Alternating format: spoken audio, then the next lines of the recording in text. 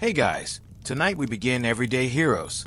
Imagine settling into your bed as a quiet American street at dusk comes into view.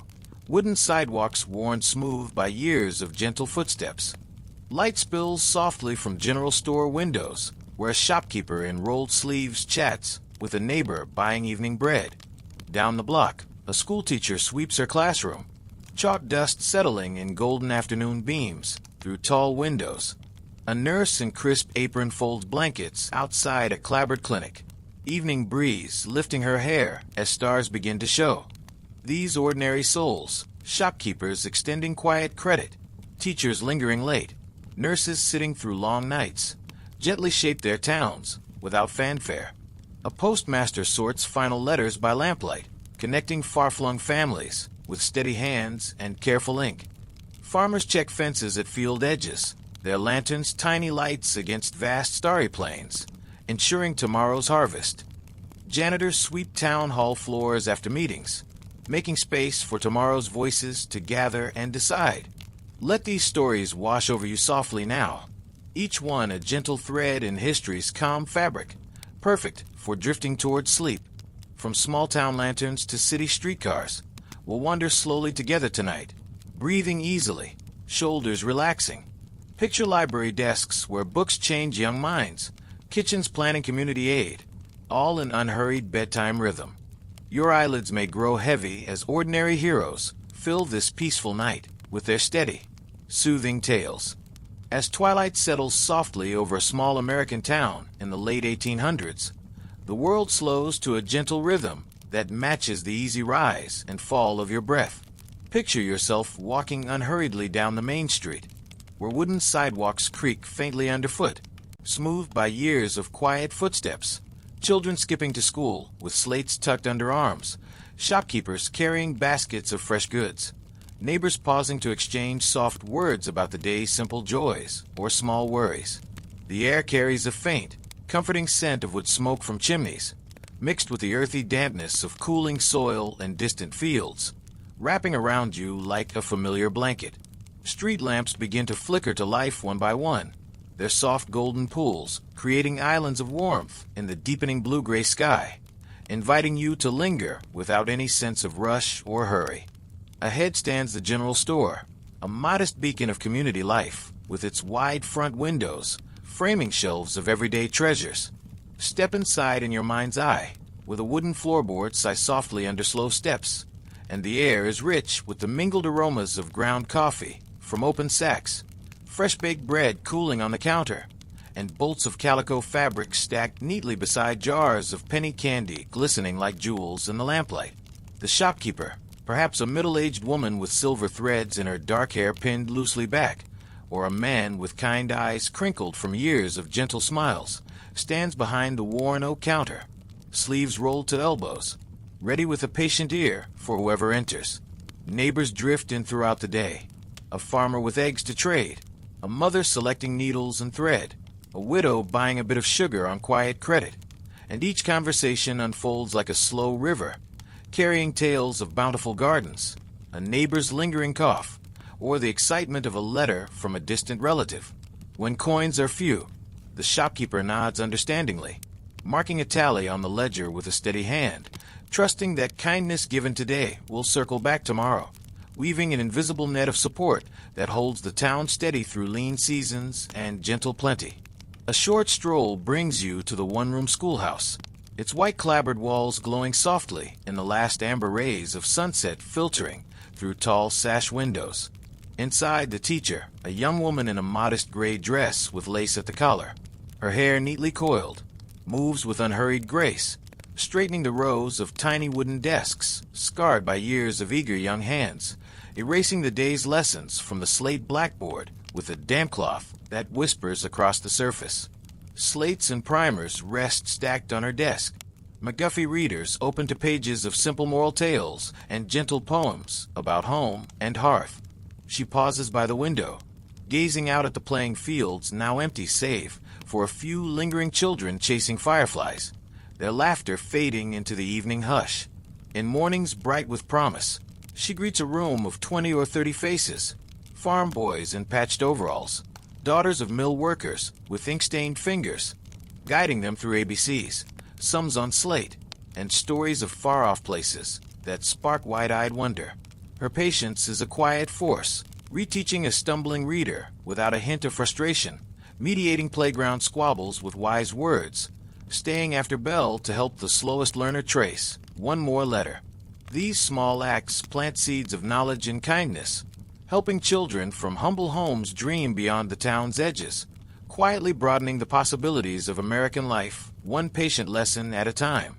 Just beyond, a small clapboard clinic sits tucked beside the post office, its porch light a steady beacon for those in need. A nurse in crisp white apron over her dress steps out to shake a folded sheet in the cooling breeze, her movements deliberate and soothing, hair escaping its bun to catch the lamplight. Inside, patients rest on iron beds with crisp linens, tended through long nights with cool cloths on fevered brows, herbal teas brewed on a small stove, and reassuring murmurs that chase away fear. She might visit homes at dawn, carrying her black bag through misty fields to birth a child or comfort the dying, her presence a calm anchor amid life's uncertainties. In years before grand hospitals, these caregivers bridged gaps with home remedies, neighborly wisdom, and tireless vigilance, their quiet dedication slowly raising standards of care and community health, one bedside vigil at a time. Deeper into night, town hall's lamplit windows reveal a lone janitor sweeping post-meeting floors, broom whispering steadily, ensuring tomorrow's deliberations unfold in orderly calm. His unseen labor welcomes voices young and old to shape their shared future. These everyday guardians, shopkeeper, teacher, nurse, farmer, janitor, forge history's quiet foundation through persistent kindness, their legacies enduring like lantern glow through gathering dark. Let their stories settle softly now, easing you deeper into restful drift. Now let the scene drift gently toward the heart of a small-town schoolhouse in the early 1900s, where morning light filters softly through tall windows, painting the wooden floors in pale gold and inviting a new day of quiet learning. Imagine yourself pausing outside the door, hearing the faint murmur of young voices reciting letters or numbers, the scratch of slate pencils like a distant summer rain. Inside, the air holds the comforting scent of oiled wood desks, chalk dust suspended in sunbeams, and perhaps a hint of apple from a child's lunch pail tucked away. The schoolteacher moves among her pupils with the steady grace of someone who knows each face, each struggle, each small victory by heart. A woman in a simple high-neck blouse and ankle-length skirt, her hair coiled neatly, spectacles perched on her nose as she bends to guide a hesitant hand across a primer page.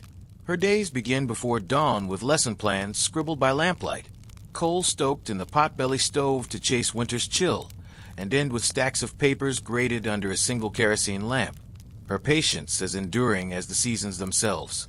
In rural hollows and growing mill towns, teachers like her welcome children from every background, farm families rising with the roosters, immigrant newcomers with accents thick as fresh bread, teaching not just reading and arithmetic, but the arts of courtesy, curiosity, and community that would carry them into an expanding America.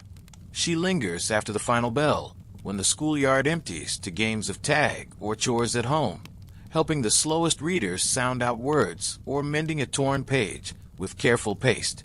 In immigrant neighborhoods where English tangled tongues, her evenings stretched to pronunciation drills by lantern light, bridging old worlds to new ones with maps unrolled across desks showing oceans crossed and cities yet to see. During harsh winters when snow blanketed roads, she trudged miles to one-room schools, arriving with frozen fingers to lead lessons anyway, her voice a steady anchor amid blizzards. Summers brought vacation Bible schools or community reading circles on shaded porches, drawing neighbors young and old to stories of faraway adventures. These teachers shaped public education's quiet roots, advocating in hushed town meetings for better books or longer terms, their handwritten letters to distant boards nudging funds for pencils and blackboards. One by one, they lifted children from fields and factories toward horizons of possibility, their chalk-dusted hands tracing paths to professions, citizenship, and dreams deferred no longer. Picture her winter classroom now, stove door creaking open to feed fresh coal, children huddled in shawls over copybooks, breath visible in frosty air as she recites Longfellow poems to warm young minds. She mediates recess disputes with even tones, teaches hygiene from charts showing washing hands, plants victory gardens in wartime teaching thrift and growth. Boarding house teachers boarded with families, sharing meals and mending clothes, becoming aunts to the community. Male teachers in remote prairies rode horseback between settlements, carrying libraries and saddlebags, debating ethics around supper fires. Their influence rippled through generations, pupils becoming doctors, mayors, mothers who read bedtime tales, their early guidance echoing in boardrooms and ballots years later. Evenings find her at the kitchen table, dipping in ink to grade papers or compose letters advocating for rural schools, her candle guttering low as stars wheel outside. Community picnics honored her with pie slices and thanks whispered over lemonade. Through depressions and wars, she rationed paper but never hope, slipping extra lessons to fatherless children or victory stamps for eager collectors. These unsung educators broadened America's mind, their classrooms cradles of democracy, where every child learned their voice mattered. In city tenements, she navigated crowded rooms, teaching English amid laundry lines, her satchel heavy with donated books. Rural paths led her to hollows, where moonshine tempted but learning prevailed, her stories outshining jug tales. Graduates returned years later with framed diplomas, attributing success to that one kind voice amid chaos. Her legacy: countless hands lifted from plow to pen, minds open to ballots and books, America's future quietly scripted in chalk dust and patience.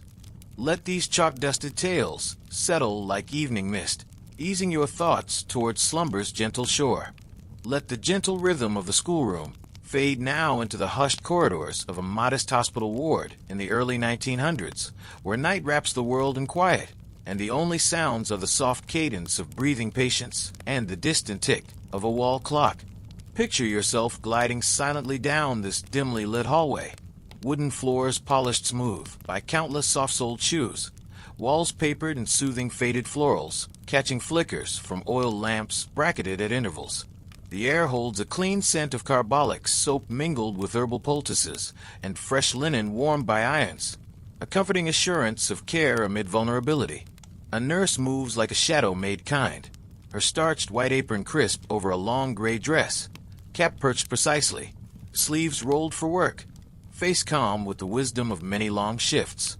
She pauses at each bed, adjusting a pillow with feather-light touch, offering sips of cool water from enamel pitchers, her voice a low murmur checking fevers or soothing fretful dreams.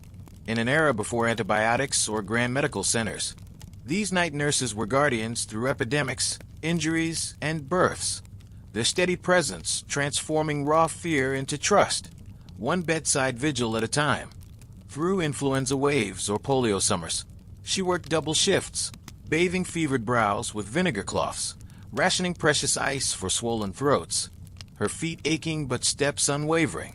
Makeshift clinics in church basements saw her organize cots from pews, boil bandages over camp stoves, teach mother sterilization amid panic.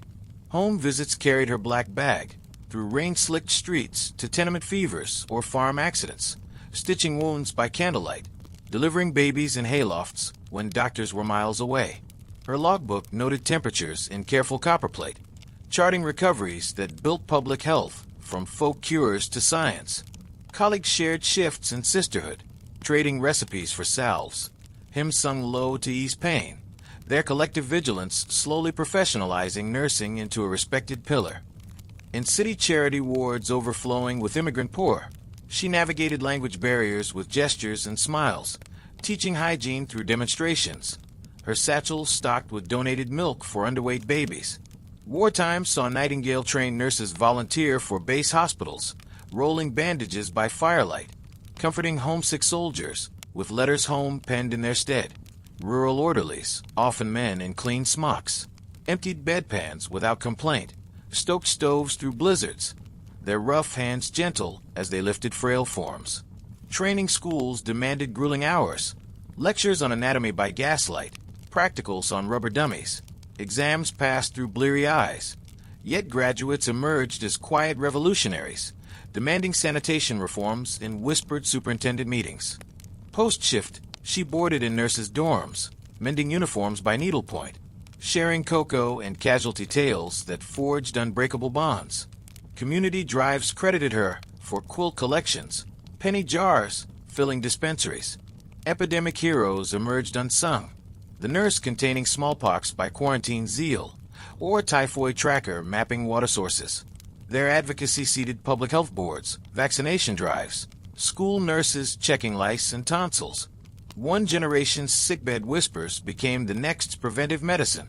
Through world wars, she trained aides in triage calm, conserved gauze like gold, wrote next-of-kin letters, with hearts heavy, but pens steady. Peacetime brought polio iron lungs monitored round-clock, her hand a human touch amid machines. Graduates staffed new clinics, advocated maternal wards, birthed modern nursing. Their night wards echoed with lives saved not by drama, but devotion's quiet pulse. May these night ward whispers lull you softly, like a cool cloth on fevered brow. As the hospital's soft glow fades from your thoughts, let the scene shift slowly now to the steady hum of an early 1900s factory, where dawn's pale light begins to seep through grimy high windows, painting long shadows across vast concrete floors worn smooth by years of patient footsteps. Imagine yourself standing quietly at the edge of the work floor, the air thick with the comforting scents of war machine oil, fresh sawdust, and metal warmed by friction, all mingling with the faint bitterness of coal smoke drifting from the boiler room. Workers arrive in unhurried waves, men in canvas overalls stained with honest labor, women in long skirts and aprons tied practical, lunch pails swinging gently from calloused hands, their boots echoing softly as they clock in with brass tags on chains, settling into the familiar rhythm of belts whirring to life and spindles spinning like patient prayers. This is no place of grand speeches or spotlights, just ordinary souls sharing thermos coffee from dented cups during 5-minute breaks, passing sandwiches wrapped in wax paper, exchanging low words about children's fevers or the price of bread rising again. Over one long shift, amid the measured clank of presses and hiss of steam valves, quiet conversations bloom, whispers about slippery floors causing falls, machines lacking guard snatching fingers, air heavy with lint that chokes lungs after years. These workers, Irish immigrants with brogues softened by time, Italian families fresh from steerage, black laborers from southern fields, native-born farmhands seeking steady pay, do not march with banners yet, but their shared lunch pail stories plant seeds of change, nudging toward safer days and fairer wages that would reshape American industry from the ground up. The shift unfolds like a slow river. First hour, machines warm gradually. Supervisors nod from catwalks. Workers oil bearings with rag-dipped cans, eyes adjusting to dim electric bulbs strung overhead. By mid-morning, belts them steadily, fabric bolts unrolling into cut patterns for dresses or shirts that will clothe distant cities. Each snip of scissors precise, each fold deliberate. Lunch break brings relief. Workers perch on crates or lean against walls, sharing boiled eggs, cheese rind sandwiches, apples bruised but sweet, thermos lids clinking as coffee steams in chilly air. Here, over crusts and sips, true talk flows. Jimmy lost 2 fingers last week to that unguarded gear, murmurs a loom tender to her benchmate. Boss says work faster but pays same, grunts a pressman passing sausage. No raised voices, just nods of weary agreement, eyes meeting in quiet solidarity. Afternoons bring fatigue's heavy veil, backs aching from standing, hands cramping on levers, but pace holds steady, quality uncompromised, as if each garment stitched carries unspoken hopes for children's schooling or a doctor's visit. As whistles signal quitting time, pails repacked, coats donned against evening chill, a few linger by time clocks, folding union leaflets into pockets, planting invisible roots that will one day demand guards on gears, chairs for standers, fresh air blowers, and hours limited to human strength. Immigrant enclaves fueled these floors, Polish women threading needles at blinding speed, becoming union stewards who translated grievances into action, Sicilian men stoking furnaces, forming relief societies that buried their dead and fed strikers' children. Black migrants from cotton fields learned presses. Their gospel hymns hummed low during night overtime, voices joining calls for bathrooms segregated no more. Native women from farms traded aprons for machines, organizing sewing circles that morphed into locals demanding paid sick days. Foremen walked softer lines after quiet delegations requested rags for oily spills, water fountains where dust choked throats. Noontime readers allowed shared newspapers' labor pages, sparking after-shift meetings in tenement basements lit by candles. Dues collected in coffee cans for lawyers who would argue safety laws. Through slumps when layoffs loomed like winter storms, they shared jobs, half shifts, rotating weeks, keeping families afloat, proving communities stronger than contracts. Children brought dinners wrapped warm, peeking wide-eyed at parental persistence, learning early that change comes not from kings, but collective whispers. Accidents sharpened resolve without bitterness. A slip belt scalding an arm met with co-workers' bandages from lunch rags, collection jars filling for hospital bills. Grievance committees formed over potluck suppers, beans, cornbread, pie slices, electing speakers with clear voices but gentle manners to meet bosses at side doors. Wins came incremental. First aid kits hung accessible, fans installed against lint storms, stools for foot-swollen women over 50. Night schools after shifts taught rights from pamphlets, voices practicing petitions under gas mantles. During strikes, soup kitchens run by wives ladled broth from factory pails, children chalking slogans on sidewalks that washed away, but not resolve. These shifts wove labor's fabric. 8-hour days won by walkouts planned over breakfast eggs. Child labor curbed when mothers marched prams to gates. Federal laws bore their invisible signatures. OSHA seeds and whispered tallies of lost limbs. Minimum wages rooted in lunch pail economies. One generation's oily rags became the next union cards. Factories safer havens, where dignity matched daily bread. Overtime nights stretched endless. Lanterns supplementing failing bulbs. Conversations deepening on family dreams. Son's mechanic shop. Daughter's teaching post. Dawn breaks found them sweeping floors voluntary. Erasing strike chalk before horns. Preserving jobs won dear. Picnics celebrated contracts with potato salad. Baseball softening hard hands. Grandchildren later toured unions, hearing grandparents' lunch break tales that launched movements. These factory souls shifted America from robber barons to balanced scales, their whirring belts humming progress, one measured revolution at a time. Through depressions rationing bolts to half-days, war sewing parachutes by moonlight, their hands never faltered, quietly scripting labor's constitution. Let these shift stories settle like cooling machines, easing you toward night's soft embrace. Let the factory's fading hum dissolve now into the warm, flickering glow of a modest kitchen in the early 1900s, where evening shadows lengthen across oilcloth-covered tables and the comforting aroma of simmering stew fills the air like a gentle embrace.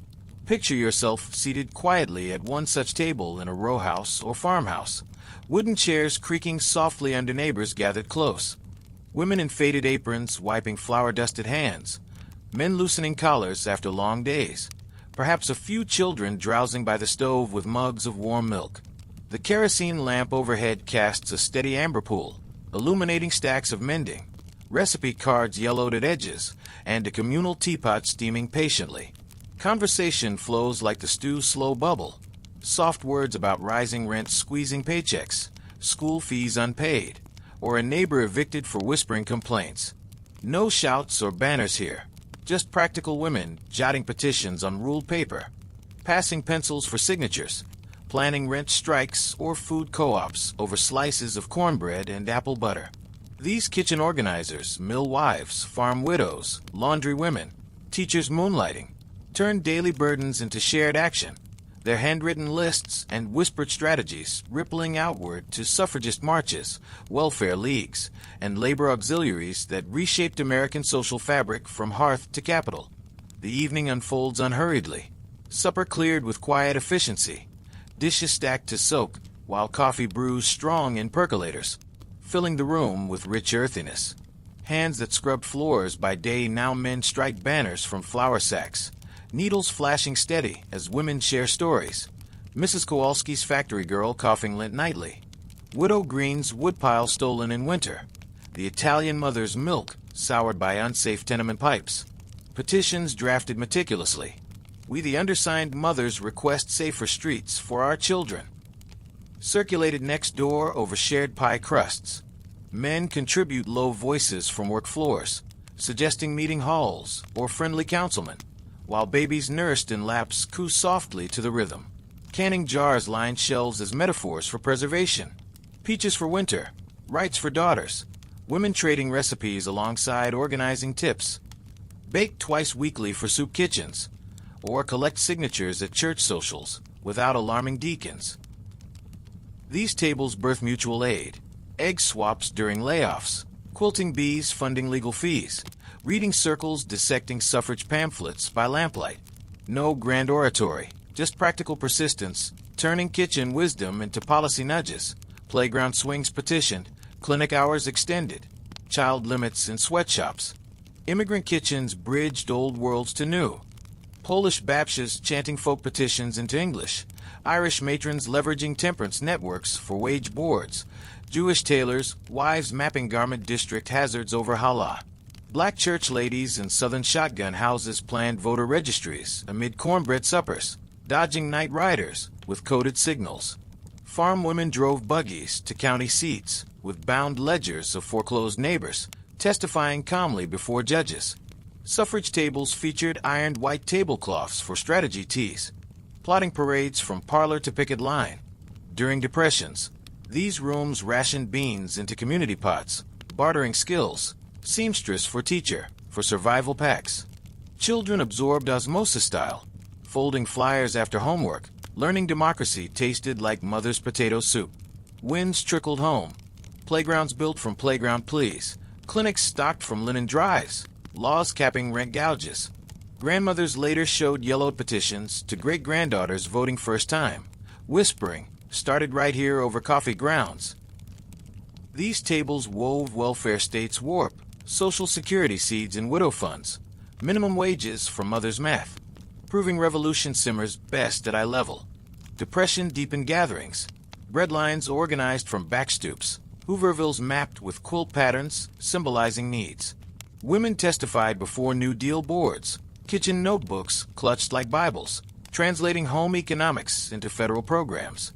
Wartime victory gardens sprouted from seed swaps, ration books balanced over chessboards.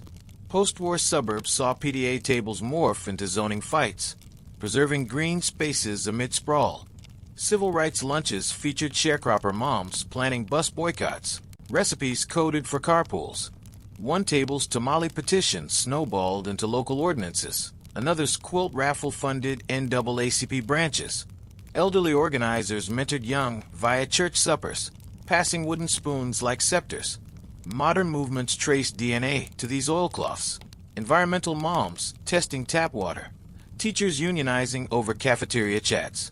Children of organizers became senators, CEOs, activists, crediting kitchen table democracy, where equality learned first via equal pie slices.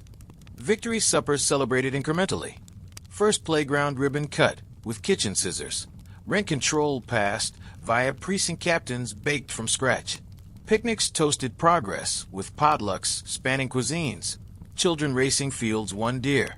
Grandkids pored over scrapbooks, tracing signatures to statues. These hearth strategists shifted America woman by woman, petition by percolator, proving change bubbles gently like stew long simmered. Through eras of want and war, kitchen tables held steady, scripting equity's quiet constitution. Let these supper stories warm you softly towards slumber's hearth. Step softly now into the welcoming hush of a small-town library in the late 1800s or early 1900s, where evening shadows gather gently in corners, but warm gaslight and oil lamps create golden pools that caress the spines of countless leather-bound volumes lining tall oak shelves. Picture yourself wandering slowly down these quiet aisles, fingertips brushing the cool smoothness of aged bindings, inhaling the comforting aroma of polished wood, faint ink, and paper mellowed by time. a sanctuary where stories wait patiently for readers, offering solace amid life's steady changes. At the polished checkout desk sits the librarian, a woman with silver threads in her neatly pinned hair, wire-rimmed glasses low on her nose, long skirt brushing worn floorboards as she catalogs returns with meticulous copperplate handwriting. Her days unfold in gentle rhythm, dusting shelves at dawn when morning mist clings to windows, arranging new arrivals from distant publishers, welcoming children after school with shy smiles and armfuls of adventure tales. Immigrants fresh from ships find her patient with phrasebooks, helping sound out English words that unlock factory signs, citizenship papers, and neighborhood maps. Workers borrow self-improvement volumes after dusk shifts, mechanics studying engines, seamstresses tracing dress patterns, her recommendations lighting paths to better wages and skills. Elders revisit childhood favorites, her steady voice reading aloud when eyes fail, memories rekindled over tea from her thermos. These quiet exchanges build community bridges, one borrowed book transforming isolation into possibility.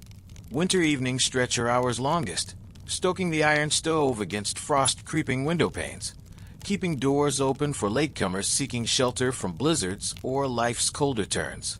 She brews coffee in a percolator for study groups huddled over civics texts, moderates debates on tariffs or women's suffrage, with even questions that draw out every voice. Community story hours draw farm wives and mill hands to cushions on the floor, her lilting recitations from Anderson or Alcott weaving magic amid everyday cares. Local history corners preserve fragile town ledgers, sepia photographs of founders, oral histories transcribed from elders' fading voices, her careful indexing ensuring ordinary lives endure beyond lifetimes. When floods threaten basements, she wades in hip boots salvaging volumes, drying pages by stove while reassuring distraught patrons. Budget battles find her testifying softly before town councils, ledger in hand detailing circulation numbers, proving every tax dollar sparks learning. She writes philanthropic appeals to steel barons or railroad kings, securing wagon loads of donated volumes that fill empty shelves. Children's summer reading clubs award ribbon prizes for pages devoured, cultivating lifelong hunger for words. During World Wars, victory book campaigns fill her counters, volumes shipped to troops carrying homefront comfort. Spanish flu quarantine sees her delivering reading packets house to house, masked but smiling, sustaining minds amid illness. Her scrapbooks chronicle these efforts, yellowed clippings, thank you notes from graduates, photographs of library expansions won through persistence. Night closes with her alone among stacks, ladder creaking as she reshelves final returns, gas mantles hissing softly while she plans tomorrow's displays. Black History Month in February, women's authors for spring. Patrons confide dreams over counter. Young Clara aiming nursing school, Italian papa practicing citizenship oaths, widow researching family genealogy. Her listening ear and apt suggestions become lifelines, quietly propelling lives forward. Rival attractions test loyalty, Nickelodeons flashing nearby, circuses promising spectacle, but her free wonders prevail, drawing crowds through revolving doors winter and summer. Legacy whispers through generations. Her pupils become teachers, librarians, mayors crediting early library hours for broadened horizons. Town plaques honor expansions she championed. Statues occasionally depict her gentle form amid book stacks. Modern branches bear her name. Digital catalogs trace lineage to her handwritten cards. Every open mind, every bridged gap, every preserved story bears her invisible signature, the quiet lightkeeper whose flame never dimmed. Let these library lamp stories glow softly now, guiding your thoughts towards slumber's welcoming stacks. Let the library's welcoming hush dissolve slowly, now into the gentle rocking motion of an early 1900s streetcar gliding through an awakening American city, where first light filters through soot-streaked windows and passengers settle into worn benches with the soft familiarity of daily routine. Picture yourself aboard the steady conveyance, swaying past modest brick row houses with laundry fluttering on lines, corner bakeries exhaling warm bread scents, and grocers sweeping doorsteps as trolley bells ding softly at crossings. The air inside carries layered aromas, coal smoke from the motorized front, damp wool coats shaken from morning mist, newsprint folded crisp in laps, faint coffee steam rising from dented thermoses passed neighbor to neighbor. Conductors in brass-buttoned uniforms punch tickets with rhythmic clicks of their levers, while riders represent the city's quiet mosaic. Factory hands in canvas caps clutching lunch pails, seamstresses with sewing bags cradling mending projects, school children with slates tucked under arms, domestics in starched aprons balancing market baskets. Overhead signs declare rigid separations, colored rear, whites front. Yet ordinary passengers weave subtle resistance through daily rides. A black mother claiming space beside her drowsy child despite glares, an Italian widow anchoring aisle position with shopping bags, white shop girls shifting sideways to create breathing room, all practicing dignities too small for headlines, but steady enough to erode injustice over countless stops and starts.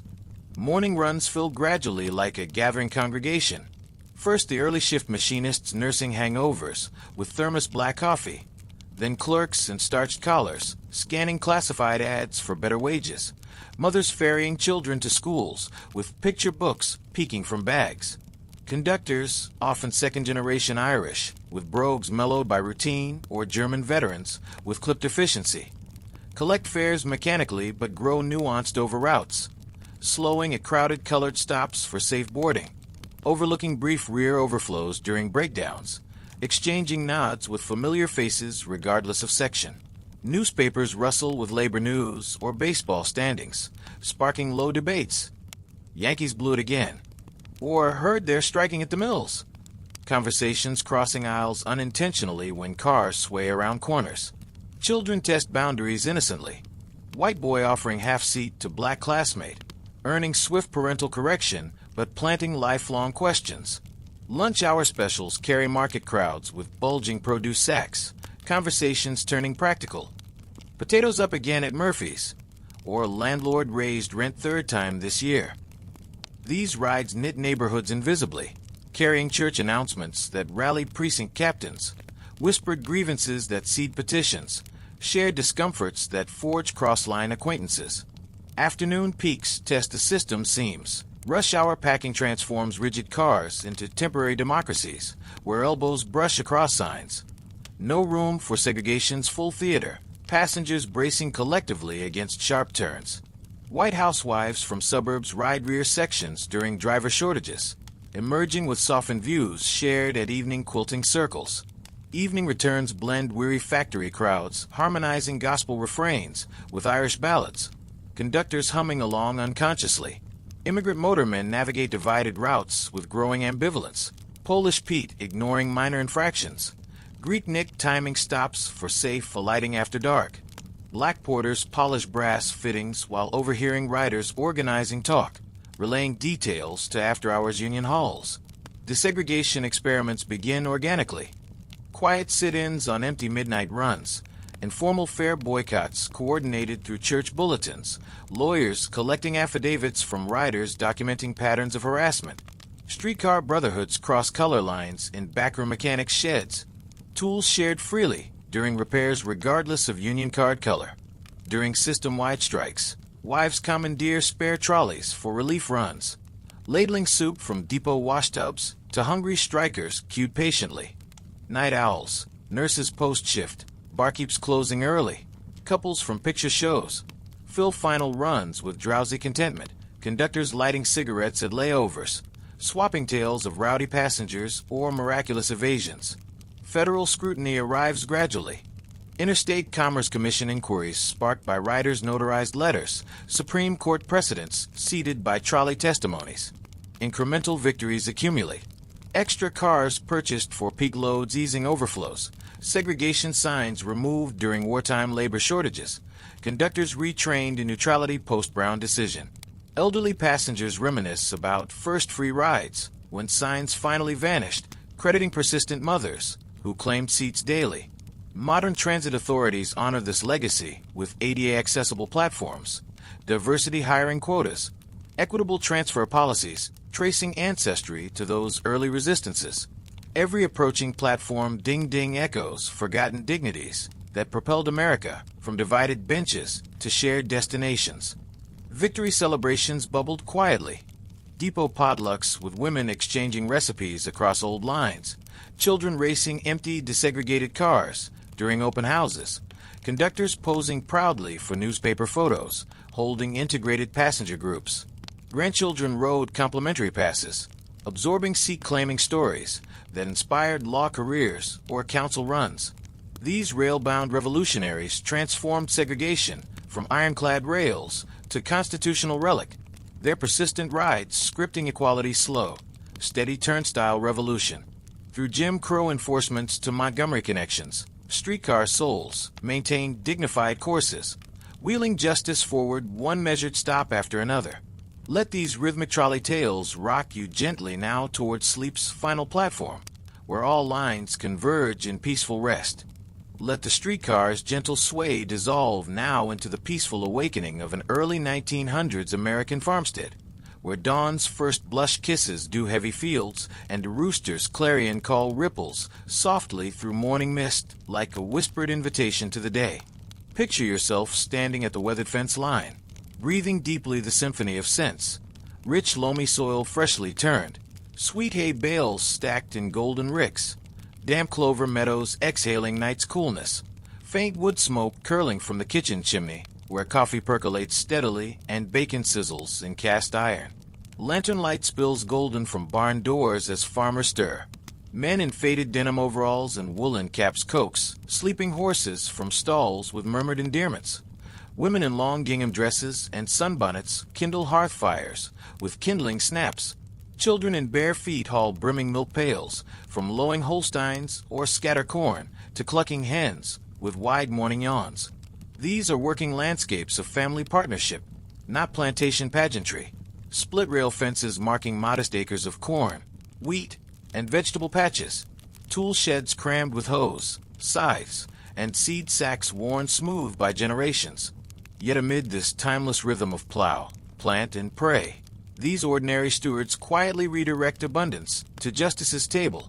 Surplus corn husked for striking textile workers' soup kitchens, potatoes dug deep for suffragette encampments shivering through prairie nights, fresh milk bottles clinking into orphan asylum wagons when fever sweep neighboring towns. Their unmarked crates and covert wagon runs form the essential sinew, sustaining boycotts, marches, relief tents, and fledgling cooperatives that would fundamentally reshape American equity from fertile soil to federal statute. Daylight strengthens into purposeful cadence.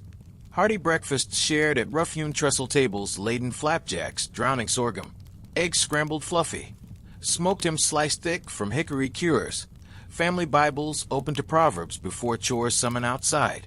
Fields claim morning prime. 6-horse teams harnessed breathing steam pull steel plows, carving deep black furrows through stubble fields. Women wielding hoes between cabbage rows knee-high. Children weeding carrot patches or frightening starlings from corn silk with slingshot cracks. Midday reprieve beneath sprawling bur oaks offers cornbread crumbled into buttermilk bowls, tart apples crunched from orchard trees. Spring water sip cool from dippers passed hand to hand while conversation drifts townward. Mill hands walking circles again over 12-hour shifts. Murmurs pop passing canteen. Suffrage ladies knead potatoes for their Cheyenne camp. Nods moss slicing cheese rind. Afternoon harvest accelerates urgency. Scythe swishing golden wheat seas, falling rhythmic waves. Corn shocks shocked standing teepees across acres. Cider presses groaning sweet golden rivers into oaken barrels for winter cellars. Surplus triage happens wordlessly. Frost-nipped tubers fed swine troughs. Perfect bushels weighed market-bound on yard scales. Cream of crop loads shrouded under haywinds hitched midnight toward distant relief depots. Church pantry drops disguised neighborly visits. Grange hall suppers multiply loaves mathematically through tithe baskets. Auction quilts funding evicted families' first and last deposits. Heirloom seed swaps birthing strikers' victory plots. Cooperative sinews strengthen across fence lines. Grain elevators pooled purchasing power bargaining rail rates collectively. Cream stations separating golden butterfat into bargaining leverage against city creameries. Rural telephone cooperatives stringing copper wires farm to farm disseminating crop bulletins alongside strike strategy whispers. Women organize auxiliary powerhouses, Relief societies baking 100-loaf shifts for soup kitchens, steaming depot platforms. Sewing machine brigade stitching canvas, tents wobbly encampments.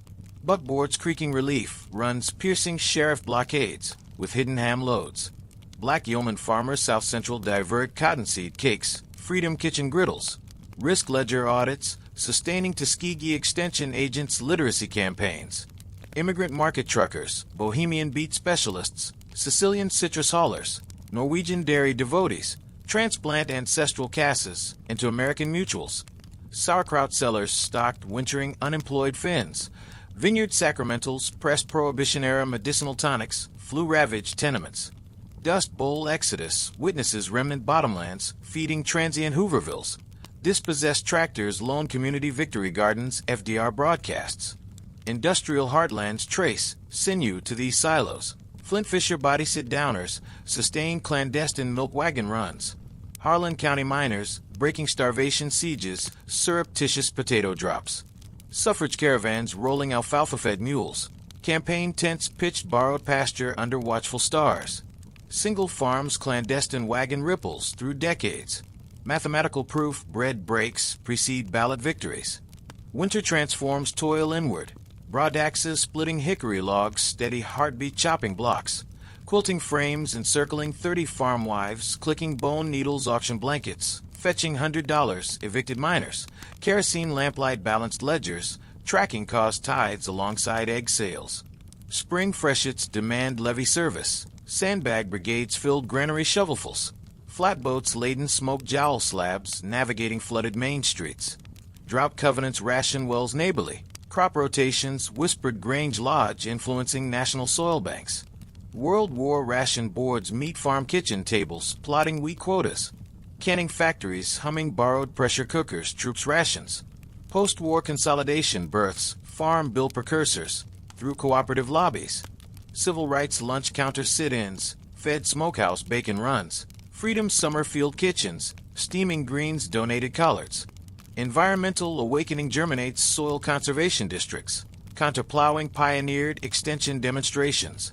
Grandchildren inherit hybrid vigor research plots alongside legal precedents, harvest-funded lawsuits secured. Victory harvests celebrated harvest moons. Cooperative charters parchment framed above mantel fireplaces. Maiden fair price checks toasted dandelion wine backstoops. Union contracts ink wet over groaning potlucks spanning pierogi to tamales. Grange Lodge picnics fiddles wailing square dances. Potluck tables sagging pierogi tamales pie contests. Children barrel racing hayracks dues pooled purchased. Octogenarian farmers porch rockers recount dawn wagon runs birthing Roosevelt coalitions. Furrowed faces mapping movements harvest sustained. Contemporary farmers markets trace DNA surplus sharing sellers. Regenerative pioneers reverencing grandpappy's rotations. Supermarket pyramid whispers soil psalm. Abundance portioned justly. Equity germinating furrow by faithful furrow. Through panics plagues world fires. These earth keepers nourished America's awakening conscience. Clandestine wagons revolution incarnate wheeling justice furrow forward. Let harvest hymns lull you fertile slumberward. Let the farm's harvest hymns fade softly now into the intimate glow of a simple writing desk in an early 1900s American parlor, where evening lamplight pools amber across ruled paper and inkwells, casting long shadows that dance gently with the writer's steady hand. Picture yourself seated at this worn oak table in a modest row house or farmhouse kitchen, inhaling the comforting scents of sealing wax warming faintly, fresh ink sharp and metallic. Yellowed envelopes stacked neatly beside a family Bible open to Psalms for inspiration.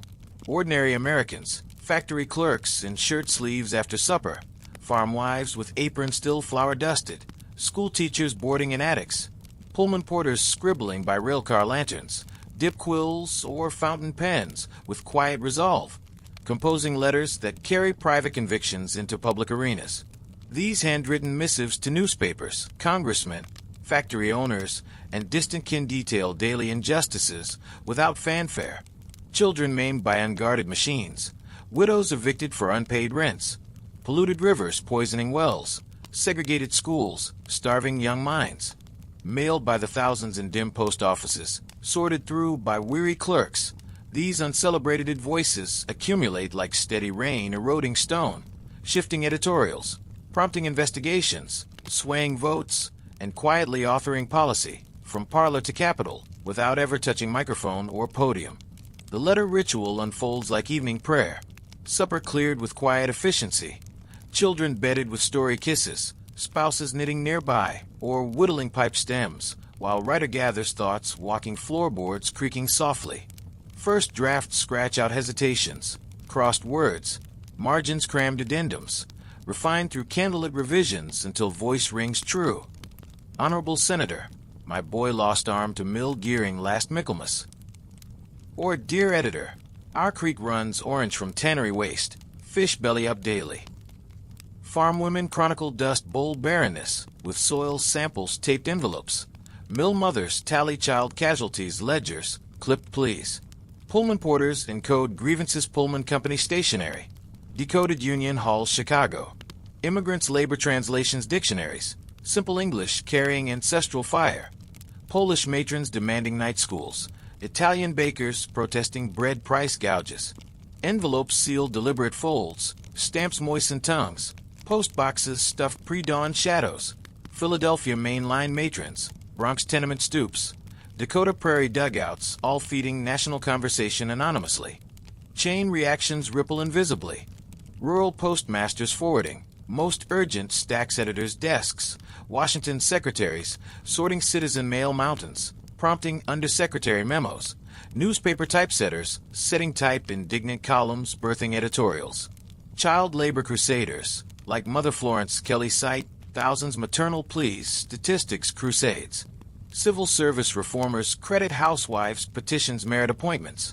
Anti-lynching campaigns swell Ida Wells mailbags, Southern postcards anonymous warnings. Settlement house workers Jane Addams compile tenement letters, housing hearings. World War I draft mothers flood Woodrow Wilson, White House demanding food price controls. New Deal architects re-etch sharecropper scribbles, shaping rural electrification. Women's auxiliaries circulate form letters, suffrage constitutional amendments. Silent majorities amplify through volume. 50,000 rent strike postcards Manhattan landlords. 100,000 prohibition petitions dry crusaders. 250,000 conservation pleas national parks. Senate reading clerks voice constituent correspondence chamber records. Congressmen waving fistfuls please stump speeches. Presidents clipping editorials sparked ordinary outrage. Supreme Court amicus briefs cite citizen testimonies patterns injustices. Local ordinances trace parent-teacher petitions, safer crossings. Unions reprint member letters, organizing drives. Churches circulate model pleas moral crusades. Generations inherit yellowed pages family Bibles. School projects scanning grandparents' words digital archives. Modern advocacy emails newsletters trace DNA parlor pens. Viral petitions replicating handwritten fury exponentially. Every statute bears invisible ink fingerprints. Wagner Act seeds factory floor scribbles. GI Bill blueprints veteran letters. Voting Rights Act evidentiary postcards. Poll tax atrocities. Legacy endures addicts. Great-granddaughters discovering great-grandma's rent strike bundle. History teachers assigning letter from era prompts channeling ancestors' clarity. Postage stamps honor common voice movements. Museums framing ordinary correspondence beside Lincoln drafts. Digital democracy platforms boast petition power, rooted parlor persistence. Every signed reform whispers, first frantic, quill strokes, spilled supper ink. Silent correspondence prove pen mightier megaphone. Words dispatch darkness, birthing daylight reckonings. Through panics, plagues, world fires, these ink-stained citizens scripted democracy's quiet constitution. Ordinary stationary revolution incarnate. Let letter whispers carry you softly toward slumber's sealed envelope. Let the letter's fainting whispers dissolve now into the soft hush of a darkened community building in the early 1900s, where night has settled deeply, but a single lantern casts steady pools of amber light across polished wooden floors and stacked wooden chairs, waiting patiently for tomorrow's gatherings. Picture yourself moving quietly through these humble halls, perhaps a town hall with portraits of long-gone mayors gazing benignly from paneled walls, a neighborhood church with pews aligned in reverent rows, or a modest school auditorium smelling of chalk dust and oiled basketball courts, inhaling the comforting scent of lemon furniture polish, coal ash from the swept hearth, and faint mimeograph ink from yesterday's flyers.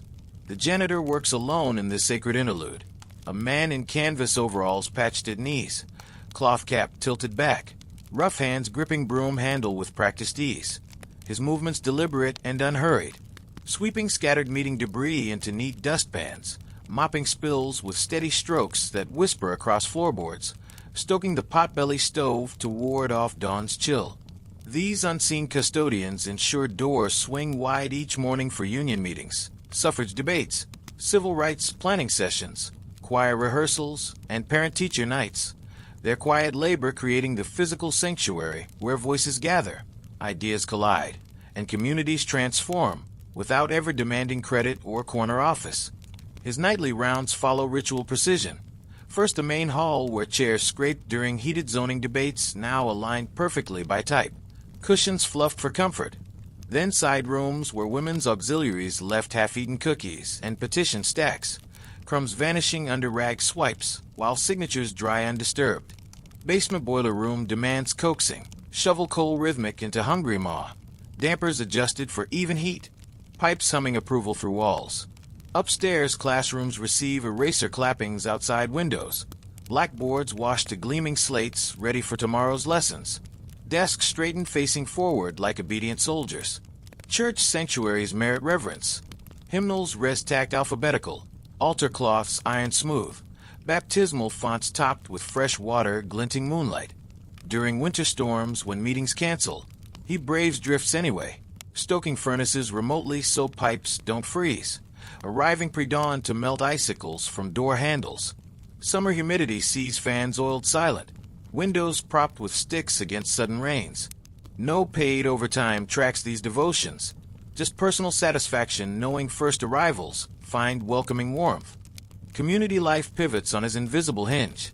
Union organizers find unlocked back doors for midnight strategy sessions. Suffrage chapters discover meeting rooms preset with easels and coffee urns. Civil rights prayer meetings encounter hymnals open to "We Shall Overcome," pages mysteriously marked. School janitors double secret keepers, witnessing truant conferences, mediating bully interventions rag in hand, hosting after-hours tutor sessions disadvantaged students. Hospital orderlies maintain sterile corridors, where visiting hours extend unofficially for desperate families. Wheelchairs oiled silent for night escapes. Factory sweepers overhear wildcats strike whispers conveyor belts, passing intelligent shop stewards through laundry bins. During World War's victory bond drives fill auditoriums, chairs perfectly aligned. Ration board meetings find clipboards, pencils sharpened awaiting. Flu quarantine see halls disinfected nightly carbolic clouds. Pews spaced 6 feet apart chalk marks floors. Civil rights era custodians accidentally leave doors ajar freedom rider teach-ins. Host connections ready march marshals. Every open door bears their thumbprint. Every gathering their silent enabling. Challenges test devotion. Budget cuts demanding poly jobs. Janitor doubling painter, plumber, electrician. Yet floors gleam regardless. Racial tensions see black custodians cleaning white meetings, surreptitiously reading discarded agendas.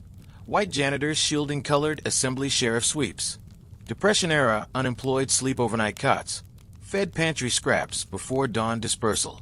World War rationing means soap substitutes stinging hands raw. Cold delivery sporadic freezing fingers blue. Post-war union-busting eras witness evidence destruction. Torn minutes burn stove ashes.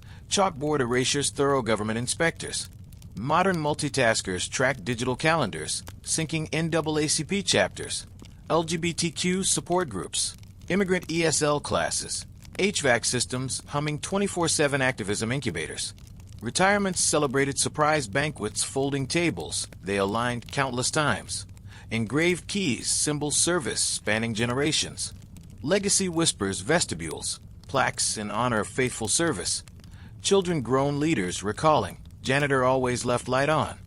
Unions naming scholarship funds custodian solidarity. Modern facilities managers trace lineage broom pushers. Smart building systems echoing manual devotion. Every convened council, Every chanted march, every ratified rite bears basement fingerprints. Open doors, democracy's true architects.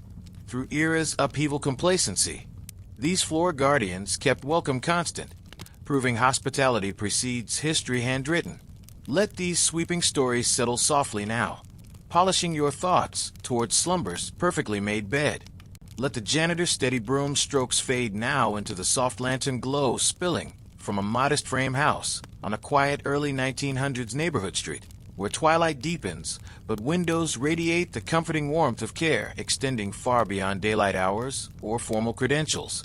Picture yourself walking slowly up the flower-bordered path to this unpretentious healer's home, perhaps a midwife's clapboard cottage with bundles of drying lavender and comfrey swaying gently from porch eaves, a barber surgeon's narrow shopfront displaying a polished lancet case beside jars of leeches in the window, or a grandmother's shotgun house where porch rails brim with brown glass liniment bottles catching firefly light. The air carries layered scents of healing arts, comfort poultices steaming on back stoop kettles, camphor liniments rubbed warm into arthritic joints with gentle circular motions, sassafras root tea brewing strong on wood-burning stoves, rich chicken broth simmering with garlic cloves and onion quarters for the chest colds sweeping tenement blocks during damp autumns. Neighborhood healers emerge for their twilight rounds, a capable midwife in starched white apron over bombazine dress, cradling a newborn swaddled in her woolen shawl against evening chill. Herbalist grandmother with carpet bag stuffed with elderberry cordial bottles and slippery elm bark packets. Barber plying cupping glasses alongside his straight razor trade. Church deaconess dispensing castor oil doses followed by murmured prayers in equal measure. Their work-worn hands bridging vast medical deserts with folk pharmacopoeias refined across generations of trial and whisper transmission. Before hospitals crowned every crossroads and antibiotics filled every pharmacy shelf, these community caregivers knit America's health safety net from kitchen apothecaries and bedroom vigils, preserving immigrant healing lore while pioneering sanitation rituals, nutritional wisdom, and early vaccination drives that gradually professionalized healing from hearthside desperation to hospital precision. Evening calls summon healers into practice circuits, supper dishes rinsed hastily into sink basins, black medical bags packed methodically with tincture bottles, wooden splints, carbolic soap bars, rolls of clean muslin bandage, lantern wicks trimmed for steady kerosene burn without smoke. Midwives respond to pre-dawn labor contractions, signaled by anxious husbands banging door knockers, arriving to calm frantic fathers boiling water sterilizing scissors in kettles basins, steady coaching exhausted mothers through hours contractions until dawn breaks bedroom windows lace curtains. Herbalists treat colic babies with measured fennel drops administered rocking chairs murmured lullabies, arthritis grandfathers with hot turpentine rags wrapped tight flannel binders overnight. Whooping cough children soothed onion syrup spoonfuls, chased wildflower honey spoonfuls. Barbers lance carbuncles poultice drains drawing pus infection. Cup inflamed lungs drawing bad humors, suction glasses heated flame. Bleed heatstroke laborers into waiting porcelain basins. Deaconesses pray over laying hands gentle pressure. Mustard plasters drawn tight across congested chests. Vinegar-soaked wool socks pulled onto fevered feet overnight drawing heat downward. Recipes transmit oral tradition apprentice shadows. Slovak grandmothers yeast poultices, infected wounds drawing poison. Italian nanas olive oil garlic rubs, pleurisy chest deep breaths easier. Blackroot doctor sarsaparilla tonics building blood anemia patients. Irish wise women raw potato slices bruises sucking darkness skin. Immigrant enclaves birth beautiful hybrid healing traditions. Chinese laundrymen practicing acupuncture needles alongside aspirin powders. Jewish tailors, wives blending Yiddish remedies, echinacea teas, castor oil packs. Mexican curanders brewing yerba buena infusions alongside sulfur matches ringworm. Black midwives carry plantation midwifery legacies, freedom generations, burying silver dollar placentas, thresholds protection spirits. Native grandmothers prescribe willow bark decoctions, predating aspirin bear patent centuries. Factory whistle blows in 12-hour shifts. Healers treat scalded arms, sal fresh aloe grease burns factory belts. Crushed fingers, splinted willow, wives padded cotton. Lung fevers soothed mullein steam tents inhaling tense newspapers. Epidemic seasons demand healing marathons. 1,918 influenza masked grannies vinegar sponges, foreheads basins. Cholera patients cholera drops camphor chest hourly. Polio children hot, wool packs, iron lung neighborhood watches rotating vigils. Nutrition pioneers emerge kitchen demonstrations. Mothers teaching proper milk dilution, infant diarrhea prevention. Vitamin C oranges rickets, bowed legs prevention. Balanced rations, tuberculosis sanatoria patients. Vaccination drives, organized church porches, lining mothers, children, smallpox variolation, scars, community trust badges worn proudly. Maternal mortality plummets, midwifery networks, hospital transfer protocols. Infant survival climbs, wet nurse rotations, mother milk sharing. Professional medicine gaps demand brilliant improvisation. Surgical emergencies, ligated bleeding arteries, spiderweb coagulants. Compound fractures, set barrel hoops, splints, padded excelsior. Rabies hydrophobia bitten patients, creosote oil dosed hourly. Mental health soothed prayer circles, lavender dream pillows. Nerves calmed valerian root teas, warm milk nightcaps. Economic barriers bridge barter economies. Healer treats free widow pneumonia, exchange mended dress petticoats. Farmer donates eggs dozen herbalist consumption tonic bottle. Seamstress trades skirt alteration elderberry cordial winter flus. Training transmits apprenticeship shadows. Girls shadowing midwives multiple births, learning cord tying. Boys barbering lancet practice oranges. Church youth studying deaconess manuals, prayer laying hands.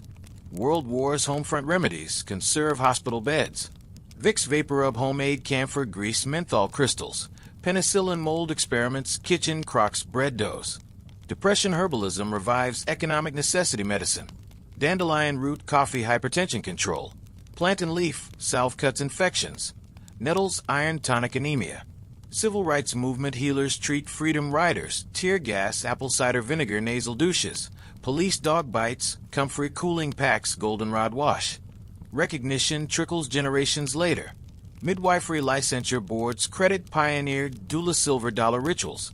Botanical gardens validate herbal pharmacopoeias clinical trials. Church health ministries professional pedigrees community health workers. Obituaries celebrate healed generations free charge. Community reunions toast granny doctor tonics saving childhoods. Modern doulas birth workers wrap ancestral shawls rebozos. Integrative medicine clinics prescribe elderberry alongside antibiotics amoxicillin. Naturopaths validate comfort poultices wound healing studies. Every gleaming hospital ward whispers homefront origins. For nutritional drips, evolved broth rotations, mother milk.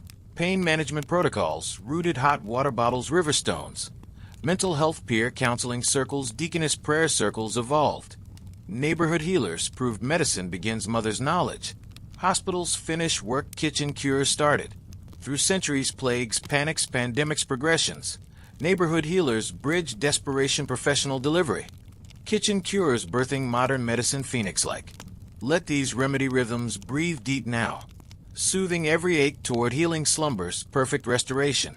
Let the healer's gentle remedy rhythms dissolve now into the welcoming glow spilling from a modest corner shop window in an early 1900s American neighborhood, where evening deepens softly, but the front door stands propped invitingly open, exhaling aromas of fresh ground coffee mingling with dill pickles brining in oaken barrels, warm loaves cooling on wire racks, and bolts of calico fabric unrolled across scarred wooden counters for careful finger tracing. Picture yourself pausing at this neighborhood anchor, a Greek grocer's clabbered emporium, with hand-painted, open sign swaying gently in the breeze. Italian barber shop doubling newsstand with yellowed newspapers pinned to strings. Black-owned notions, store-brimmed buttons, ribbons, thread spools. Jewish dry goods emporium sacks, flour, sugar, spices sacks. Wooden floors worn smooth by countless hesitant footsteps, carrying burdens too heavy for wallets alone. The proprietor works steadily behind the counter. A wiry Greek immigrant papa with thick mustache, rolled sleeves, ledger balanced on knee. Italian mama, nana spectacles, low-nose scissors, snipping fabric patterns. Black merchant Mr. Johnson, bow tie, impeccable scale, weighing penny candies, children wide eyes. Their practiced hands extending, short credit, handwritten tallies when paydays delay. Offering straight razors on layaway for pride-shorn fathers. Slipping extra lard tins struggling mothers. Without ledger mark. These corner sanctuaries serve safe harbors amid evictions, economic panics, social upheavals. Informal town halls, where whispers organize rent strikes, voter drives, union locals. Credit conversations, birthing petitions, past church suppers. Proving commerce cradles, community transformation, quiet ledger entries. Daily rhythms pulse purposeful grace. Pre-dawn proprietors kindle coal stoves, sweeping nightfall dustpans. Chalkboards wipe clean, specials rewritten daily. Fresh eggs 3 cents dozen. Credit gladly given neighbors. Morning fills milkmen leaving frosty bottle stoops. Housewives selecting baking powder, yeast careful pennies. School children trading marbles, jawbreakers, displayed jars. Midday peaks factory lunch crowds grabbing wedge sandwiches, cheese, rye mustard, squeezed wax paper. Construction gangs corned beef wedges, sauerkraut dripping. Gossips lingering, pickled herring nibbles, trading eviction rumors. Afternoon lull, permits ledger balancing. Neighborly check-ins. Mrs. O'Malley fever better? Young Tommy school report. Evening transformed sanctuaries. Laborers post-shift tobacco pouches, pipe cleaners layaway. Mothers mending thread needles, buttons, counted fingers. Elders nursing 5-cent coffees, trading longevity tales. Credit rituals sacred. Whispered tallies, chalk discreet ledgers. O'Kelly $1.27. Paid piecemeal, nickels, dimes, quarters. Trust repaid, neighborly favors chopped with mended fences, babysat evenings. Barbershop banter seeds, organizing. Razor strops, rhythmic union chants, practiced low. Hot towels, steaming grievances, discussed steam clouds. Immigrant enclaves birth polyglot havens. Greek lunch counter spanakopita, rye alongside corned beef. Italian pasticcery biscotti, rye alongside rugula. Jewish appetizing shops, pickled herring alongside pickled pig's feet. Black Main Street merchants extend credit, sharecroppers migrating cities. Notion stores, buttons, ribbons, fueling church lady millinery empires. Eviction crises see furniture stored back rooms. Evicted families bunking storerooms, cots, blankets loaned. Depression breadlines organized back alleys, soup kettle donated beans, rice. Works progress families fed stale loaves, fresh baked midnight. World War ration stamps honored equally regardless color creed. Black market temptations resisted ledger integrity. Civil rights storefronts served movement kitchens, sandwiches, freedom riders. Plate glass, voter registration, signs defiantly displayed. Labor heartlands, barber clippers, bus strike strategies. Pool tables, witness union card signings. Women's auxiliaries, meet back rooms, suffrage petitions, circulated fabric bolts. Child care provided grandmas rocking babies, meeting rhythm. Every transaction whispers dignity restored. Widow's first paid grocery sack post-eviction. Child's first purchase jawbreaker earned chores. Immigrant's first English negotiated candy trade. Union gestation witnessed quietly. Whispered tallies funding strike relief. Backroom craps game seed money legal fees. Barber mirrors reflecting clenched fists practicing speeches. Suffrage headquarters notions counters petition. Ink pens free mother shopping. White gloves layaway march ready. Civil rights barbershops clipper buzz voter registration forms filled. Storefronts bullet hole bearing witness. World War victory gardens planted adjacent vacant lots. Ration books balanced equitably across counters. Post-war boom sees GI loans co-signed struggling veterans. Baby boom diapers layaway mothers exhausted grateful. Modern bodegas mini-marts trace DNA corner ledgers. EBT cards digital descendants handwritten tallies. Community development corporations birth brick mortar ancestors notion storefronts. Every Walmart whispers Main Street origins. Bulk bins evolve pickle barrels. Layaway programs credit chalkboards. Greeters proprietor smiles. Recognition blooms generations. Main Street plaques cite first black business 1892. Reunions descendants proprietor photos ledger replicas. Historical societies framing yellowed tallies beside corporate charters. Modern entrepreneurs credit corner store capitalism bootstraps. Community banks trace microloan programs credit chalkboards. Every skyscraper whispers sidewalk origins. Venture capital evolved neighborly tallies. IPOs community potlucks. Boardrooms barber banter. Corner shop souls proved commerce cradle citizenship. Ledger lines scripting equity transaction. Through panics, plagues progressions. Corner shop anchors held neighborhood steady. Welcoming doors democracy's true porticos. Let these ledger stories balance you gently toward slumber's perfect accounting. Let the corner shop's welcoming ledger warmth fade now into the shadowed backstage bustle of historic events across early 20th century America, where spotlights blaze on presidents, speeches, generals, parades, but ordinary hands labor unseen, ensuring grand moments unfold smoothly without falter. Picture yourself slipping behind velvet ropes through service doors of gilded convention halls, smoke-filled war rooms, crowded campaign trains, White House kitchens, inhaling scents of hot-pressed tuxedo trousers, mingled coffee and steam, freshly starched linen tablecloths, ironed perfect creases, axle grease lubricating Lincoln funeral train, wheels midnight oil. Cooks stir massive soup kettles, feeding convention delegates. Drivers polish chrome grills, presidential motorcades. Clerks alphabetize delegate lists, typewriters, clicking dawn to dusk. Aides fold flags, precise creases drape podiums perfectly. These invisible hands, black valets pressing Woodrow Wilson suits, Irish maids polishing Teddy Roosevelt campaign train brass, Chinese laundrymen starching suffragist march uniforms, Jewish tailors hemming union leaders' protest jackets, anticipate crises before headlines, extra sandwiches packed hunger strike picketers, spare tires mounted Lincoln assassination route, contingency telegrams drafted crisis averted. Without fanfare overtime pay glory, their meticulous preparations enable history's pivotal turns, proving great events rest ordinary shoulders steady unseen. Convention rhythms pulse precision choreography. Electricians test podium spotlights, bulb changes silent. Carpenters reinforce bleacher braces, 1,000-pound delegates shifting. Seamstresses mend torn banners, mid-rally replacement flags, iron standby. World War I troop trains require cooks, packing box lunches, ham, cheese, apples, 10,000 soldiers. Pullman porters transforming sleepers, bunks precisely measured. Telegraphers pre-writing victory bulletins, route stops. Lincoln funeral procession, Chicago, demands cooks feeding mourners mile-long queues. Drivers oiling hearse axles, midnight vigils. Seamstresses stitching black armbands, dignitaries. Women's suffrage parade, Washington, D.C. sees black laundresses washing muddied marchers, sashes midnight tubs. Chinese cooks feeding encampment sauerkraut hot dogs, 10,000 women. Union carpenters erecting speaker platforms, Constitution Avenue. Behind FDR, fireside chats, script girls type carbon copies, distribution networks.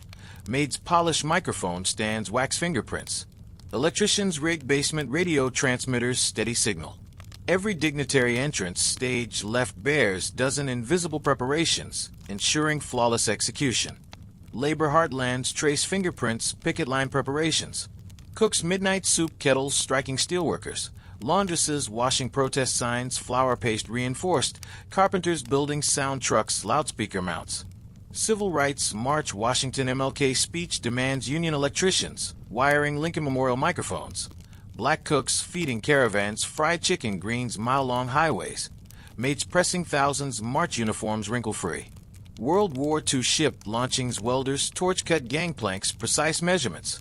Cooks feeding christening crowds, lobster Newburgh. Laundry crews starching admiral uniforms, gold braid gleaming. Apollo moon mission control room janitors, dust console switches, night shift perfectionists.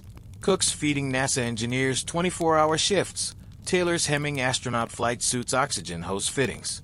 Every epical handshake photo op bears backstage fingerprints. Fresh ink well filled. Podium water glasses ice cold. Microphones tested feedback free. Crisis anticipation defines mastery. Convention food poisoning outbreaks averted, fresh produce inspections. Assassination route sharpshooters blocked service entrance sweeps. Hurricane convention venues, sandbag generators fueled standby. World War rationing cooks, stretch spam loaves, creatively VIP banquets. Blackout curtains, sewers, perfect darkness cracks. Cold War summits, maids plant bug sweep devices under tables. Tailors sew hidden recording wires, suit linings. Space race telemetry failures, averted cable monkeys, rewiring consoles, dawn launches. Pandemic conventions disinfect crews, Lysol nightly. Cooks serving contactless box lunches, delegates. Retirees reminisce. That night we saved inauguration, blizzard shoveling stages pre-dawn. Children inherit family tales. Grandpa polished Churchill's, shoes Yalta conference. Legacy whispers green rooms. Presidential libraries frame service staff. photos beside famous handshakes. Unions name scholarships backstage brothers. Historical markers note kitchen staff fed convention birthing New Deal. Modern event planners trace checklists, catering manifests, linen inventories, service crew wisdom.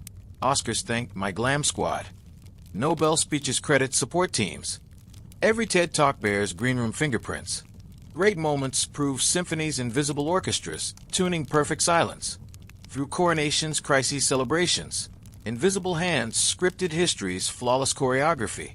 Ordinary preparations, greatness incarnate. Let backstage rhythms hush you gently towards slumber's perfect cue.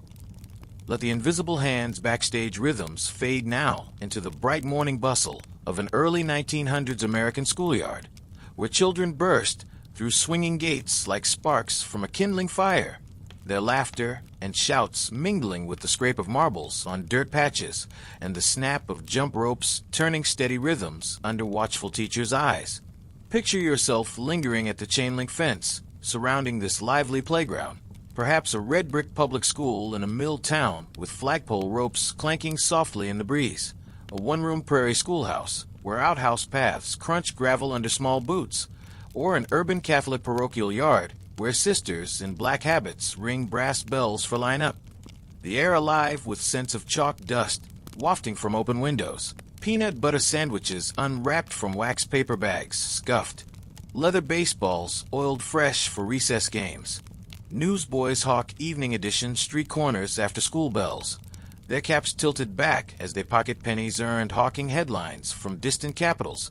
Factory daughters carry union leaflets, folded slates, practicing chants low while skipping rope. Farm children tote petition signatures, lunch pails, sharing stories Grange meetings elders told. These young torchbearers, 8-year-old Nuzzy Tommy dodging streetcars, deliver urgent telegrams. 12-year-old mill girl Rosie slipping suffrage flyers, sister workers' aprons. 14-year-old prairie boy Jed delivering co-op ledgers horseback through snowdrifts. Ask endless questions that pierce adult complacency, their innocent persistence nudging parents, teachers, institutions toward overdue reckonings. Proving tomorrow's revolutions begin playground questions unanswered too long. Recess transforms classrooms miniature parliaments. Hopscotch grids become campaign maps, territories colored chalk. Dodgeball teams practice union solidarity. No one left behind. Foursquare debates rage. Should girls vote too? Whispered lunch lines. Newsboys learn democracy hawking, dodging truancy officers, negotiating territory rival hawkers, pooling penny strike funds newsstand bosses. Rosie whispers suffrage secrets, skipping rope rhythm. 1, 2, 3, 4. Women want the vote. Flyers past sister workers, lunch breaks, unnoticed foreman. Jed Prairie School recites co-op bylaws memory during spelling bees. Delivers grain elevator ledgers, horseback blizzards earning farmer respect. Tenement children organize stickball leagues crossing gang lines. Petition principals safer street crossings dodging brewery wagons. Orphanage kids collect scrap metal WPA projects. Signature scrap drives fueling defense factories. Every playground chant plants citizenship seeds watered endless. Why? Questions piercing adult evasions. Adult world shift childish persistence. Parents embarrass PTA meetings. Little Mary asks women vote. Teachers dodge civics questions, sparking curriculum reviews. Pastors cornered Sunday school. Why colored sit-back pews? Factory foremen relent recess petition. Shorter lunch whistle, testing adult solidarity. Newsboy unions demand minimum hawkage age. Rosie sisters organize lunchroom canteen improvements. Jed Farm Co-op elects junior delegate county fair. Civil rights sparks fly. Southern black children whisper, separate never equal, skipping double dutch. Northern Jewish kids collect pennies, Auschwitz survivors. Italian newsies boycott scab papers. World War scrap drives become block parties rivaling collections. Victory gardens, school plots feeding families. Depression Hoover carts child-pulled newspapers will work food. WPA youth programs channeling energy infrastructure. Every adult concession bears childish fingerprints. Curfews adjusted, kids need street play. Library stock juvenile civics, children demanding. School boards integrate playgrounds, separate recess unequal. Generational transmission accelerates revolutions. Depression children inherit Union songs lullabies. World War II kids ration books, trading cards. Civil rights youth, I have dream, memorized hopscotch chants. Teachers evolve civics lessons, childish provocations. Pastors revise sermons, suffer little children come. Politicians schedule recess, photo ops, dodging tough questions. Modern movements trace playground origins. Environmental kids, why rivers dirty? Sparking EPA. Digital natives, why no girl superheroes? Birthing representation. Grandparents reminisce, little Jenny marched, principal office integrated lunch. Scrapbooks, yellowed petitions, childish printing. Every constitutional amendment bears playground thumbprints. Child labor laws, recess lobbying. Suffrage hopscotch chants. Civil rights, dodgeball solidarity. Victory recess celebrations bubble joyfully. Integrated lunchrooms, first shared milk cartons, cheers. Civics fairs, winning childish petitions, enacted ordinances. Playground murals depicting young activists immortalized. Reunion swap, remember recess revolution? Tales, children's museums, interactive, ask why. Kiosks. Modern recess owes debt. Conflict mediation, hopscotch lessons. Bullying prevention, dodgeball solidarity. Civic education, childish provocations evolved. Every voting booth whispers playground origins. Ballots cast, adult voices, shaped recess, questions unanswerable. Through eras, complacency, crisis, progress. Playground prophets, carried torches, innocent persistence. Childish questions birthing adult reckonings. Let recess rhythms play you gently towards slumbers, eternal recess. Let the airwaves' copper connection hums fade now into the tranquil hush of an early 1900s American woodland at dawn, where mist rises gently from fern-carpeted forest floors, and the first light filters through canopy leaves, painting dew-jeweled spiderwebs in soft gold, while a lone ranger or local steward moves quietly along game trails with notebook in hand, marking tree diameters with calipers and noting beaver dam flows with practiced eye. Picture yourself walking these shadowed paths beside rivers that murmur over smooth pebbles and meadows where wildflowers nod in morning breeze. Perhaps a national park boundary where rangers patrol split-rail fences against poacher snares. A local conservationist's farmstead where hedgerows shelter songbirds fleeing plowed fields. Or a neighborhood river guardian netting trash from polluted streams before children play. The air rich with scents of damp moss clinging granite boulders, pine resin. Warm fir sun rays, wild mint crushed under boot soles along creek banks, fresh earth turned by gopher paws in meadow clearings. These quiet protectors, park rangers in woolen uniforms mending fire trails through smoke-choked summers, farmers planting windbreak poplars against dust bowl winds, neighbors organizing creek cleanups with burlap sacks and hook poles, women leading bird counts at dawn with binoculars raised to silhouetted flights, guard land's fragile pulse through voluntary patrols, seed swaps nurturing rare prairie grasses, petitions circulated kitchen tables, halting quarry expansions. Before national parks sprawled grandly and environmental agencies wielded federal power, these everyday stewards planted trees, guarded rivers, advocated clean air. Their patient field work seeding awareness policies, preserving America's wild inheritance from logging booms to smoggy cities. Daylight stewardship unfolds measured devotion. Rangers rise pre-dawn, saddling horses patrol remote fire watch towers, scanning horizon smoke plumes. Local farmers counter-plowing hillsides, preventing erosion gullies. Women neighborhood associations mapping invasive buckthorn thickets for eradication weekends. Midday brings meadow inventories. Butterfly nets capturing specimens, pin collections documenting species decline. Water samples tested nitrate levels, factory runoff. Soil cores augured jars labeled extension agents. Afternoon tree plantings communal. Grange Hall member spades turning prairie sod thousands bur oak saplings windbreak rows. Children's school groups acorns hickory nuts squirrel caches forest edges. Evening patrols dusk hours. Rangers glassing owl territories, shotgun poachers deterred stern warnings. River guardians netting plastic bottles, oil slicks moonlight streams. Birders logging migration patterns, porch rockers silhouetted against sunset skies. Winter snowshoe census tracks. Wolf prints followed notebooks. Deer yard inventories browse lines. Eagle nests monitored frozen rivers. Spring floods demand sandbag levees planted willows stabilizing banks. Summer wildfires backfire lines plowed containment. Every patrol bears conservation DNA. One ranger's poacher arrest sparks regulations. One farmer's counter-field influences soil bank programs. Local conservation coalitions birth national movements. Farmers' Grange lodges petitioning forest reserves against clearcuts. Women Audubon chapters leading bird protection campaigns. Plume hunters. Neighborhood stream keepers testifying clean water hearings. Industrialists. Park rangers' diaries chronicle ecological shifts. Wolf bounty payments transition guardian roles. Beaver harvests shifted dam protections wetlands. Fire suppression evolved controlled burns pine savannas. Dust Bowl stewards pioneer counter farming shelter belts. FDR reading farmer letters launching soil conservation service. Civil rights era black land trusts preserve heirloom acres against foreclosure sharks. Native stewards reclaim treaty lands buffalo restoration. World War victory gardens expand community plots. Rationing drives compost education. Post-war suburbs greenbelt advocates halting sprawl farmland conversions. Environmental justice mothers test lead paint playgrounds birth EPA Superfund sites. Crisis response defines legacy. 1910 Big Burn Rangers backfiring containment lines saving towns. 1930s Dust Bowl Tree Army plantings billion shelter belts.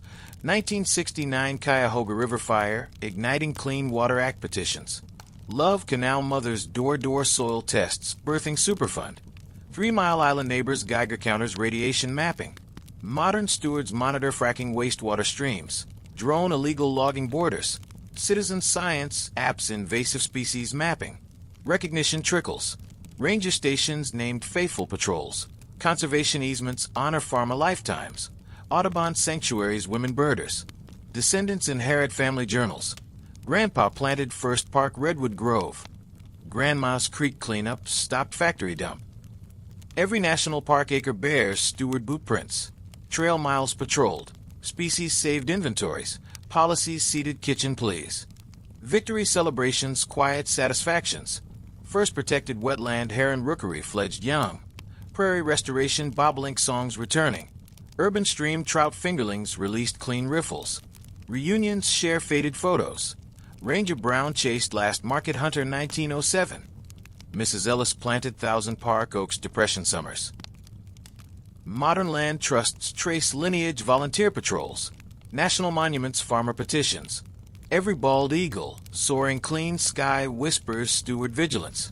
Through logging booms smog storm sprawl. Quiet land guardians preserved America's wild inheritance. Patient patrols scripting ecological constitution. Let forest whispers soothe you gently towards slumber's deepest glade. Let the land guardians' patient forest patrols dissolve now into the rhythmic click of bone needles piercing fabric. In an early 1900s, sewing circle gathered around a massive oak quilt frame stretched taut in a modest church basement or spacious farmhouse parlor, where kerosene lamplight casts steady amber pools across colorful patchwork squares meticulously pieced from faded flour sacks, worn work dresses, and salvaged uniform scraps, the air rich with layered scents of hot flat irons gliding. Smooth across seams with gentle hisses of steam, wooden thread spools unrolling in measured whispers, cooling cornbread passed warm on dented tin plates during well-earned evening breaks between basting stitches. Picture yourself seated comfortably among this devoted circle of women, tired farm wives in long gingham skirts, with hair escaping loosely pinned buns after full days of milking dawn chores, mill workers bearing calloused fingertips, scarred from relentless loom shuttles and spinning jennies, boarding teachers mending threadbare school uniforms by flickering candle stubs in attic corners, black seamstresses gathered in shotgun house parlors, altering elegant church choir robes for Sunday services, their steady work-worn hands transforming humble fabric scraps into purposeful banners, fluttering proudly at suffrage parades through city streets, king-sized quilts auctioned at Grange halls to fund desperate union legal fees for jailed organizers, winter coats mended with reinforced patches for striking miners, children trudging through snowdrifts to threadbare schoolhouses, after-supper dishes cleared hastily into galvanized sinks, and little ones tucked into cradles with murmured bedtime stories and good-night kisses. These second-job artisans embrace moonlight labor with quiet resolve. Skilled seamstresses altering rough striped jackets with hidden interior pockets, concealing precious union cards and bylaws. Master tailors hemming bold protest banners under midnight oil lamps with perfect lettering alignment. Women sewing sturdy canvas tents for encampment kitchens, where soup ladles steam endlessly for hunger-striking picketers. Their meticulous needlework serves dual sacred purpose, clothing families through bone-chilling winters and economic panics, while subtly sustaining broader movements through time. Pristine white silk suffrage sashes embroidered golden, votes for women, letters marching rhythmically. Intricate labor quilts raffled at relief suppers generating essential funds. Red Cross bandages meticulously rolled tight for hospital trains, carrying wounded soldiers home. Every deliberate stitch binds fragile community identity through devastating factory lockouts, crushing evictions, and turbulent social upheavals, proving ordinary thread weaves stronger than cold steel when guided by collective purpose and neighborly devotion. Evening transforms into purposeful grace, unfolding measured ritual. Supper remnants cleared with quiet efficiency into soapy dishpans, while children drift towards sleep cradled in quilts hand-stitched previous harsh winters. Kerosene mantle lamps trimmed meticulously for bright smoke-free illumination, casting no shadows across precise cutting lines. Treadle sewing machines adjusted perfect thread tension before rhythmic foot pedals begin steady whirring harmony. Sewing circles formed through years of faithful habit. Tuesday evenings fill Methodist church basements with 20 dedicated women basting massive king-sized wedding ring quilts destined for Grange-Hall auctions, supporting evicted mining families. Thursday gatherings warm farmhouses where 5 resilient matrons alter striking coal miners' trousers with reinforced double knees and secret interior pockets, concealing rolled union bylaws passed hand-to-hand during picket line patrols. Conversation flows natural as needle rhythm piercing cloth. Mrs. Kelly's youngest needs new woolen school trousers before January term starts. Scissors snip precise chalk measurements on folded broadcloth. Suffrage parade marching Fifth Avenue demands 200 white silk sashes with golden votes for women lettering perfect alignment. Bolts of precious ration silk unrolled reverently across scarred cutting tables, while patterns traced carbon paper precision. Second jobs sustain family dignity through relentless economic pressures. Home workshop seamstresses earning steady $3 per dozen garment hems delivered weekly to dress shops. Backroom tailors altering factory uniforms with reinforced seams for rough industrial wear. Laundry women starching perfect collars and cuffs through endless overtime shifts feeding growing broods. Great Depression circles meant threadbare WPA work trousers auctioning colorful Hoover blankets at soup kitchen fundraisers. World War II seamstress brigades transform rationed silk scraps into life-saving parachutes, with parachute cords strength-tested rigorously. Civil rights movement women embroider bold "Freedom Now," lettering across church meeting banners, swaying rhythmically to freedom songs. Every purposeful stitch carries profound double purpose. Immediate families remain clothed through merciless winters, while distant movements receive vital funding through fabric transformed into tangible support. Labor unions reprint colorful quilt raffle flyers in organizing drives reaching factory floors. Neighborhood churches proudly display altar cloths sewn with devotional care and intricate symbolic patterns. Local schools frame tattered banners bearing preserved childish printing from long-forgotten campaigns. Immigrant sewing circles birth beautiful hybrid artistry, blending old-world craftsmanship, new-world purpose. Italian nanas craft exquisite Sicilian lace edging altar cloths, auctioned funding essential church repairs through economic storms. Polish babcias embroider traditional peasant blouses for tenement weddings, supporting newlywed couples' first months. Chinese laundry women mend durable railroad coolie jackets, channeling sewing profits toward distant strike funds. Black quilting bees gather shotgun house porches, stitching Bible verse story quilts auctioned, raising crucial NAACP branch operating funds. Native women create intricate beadwork, sashes adorning powwow dancers, supporting treaty rights legal battles. Factory daughters alter sister workers' cotton aprons, concealing suffrage leaflets passed discreetly during lunch breaks unnoticed by patrolling foremen. Farm matrons mend sturdy Grange Hall curtains bearing petition ink stains from county seat advocacy meetings. World War victory banners proclaiming "Support our boys" flutter proudly from neighborhood porch flagpoles, fostering community pride during rationing hardships, precious ration sewing dresses, cleverly crafted feed sack, prints transform charming clever patterns, preserving family dignity. Civil rights freedom quilts encode railroad patterns, guiding fugitives toward safe houses through perilous backroads. Bold women strike banners declaring, "Equal pay now," march rhythmically behind picket lines demanding workplace justice. Economic panics birth ingenious barter stitching economies. Skilled seamstress alters elegant wool dress, exchange dozen fresh eggs, pound butter. Master tailor mends heavy winter coat, exchange hearty cornbread loaf, homemade jam. Children apprentice quietly watchful shadows. Young girls practice treadle footwork on fabric scraps, destined rag rugs.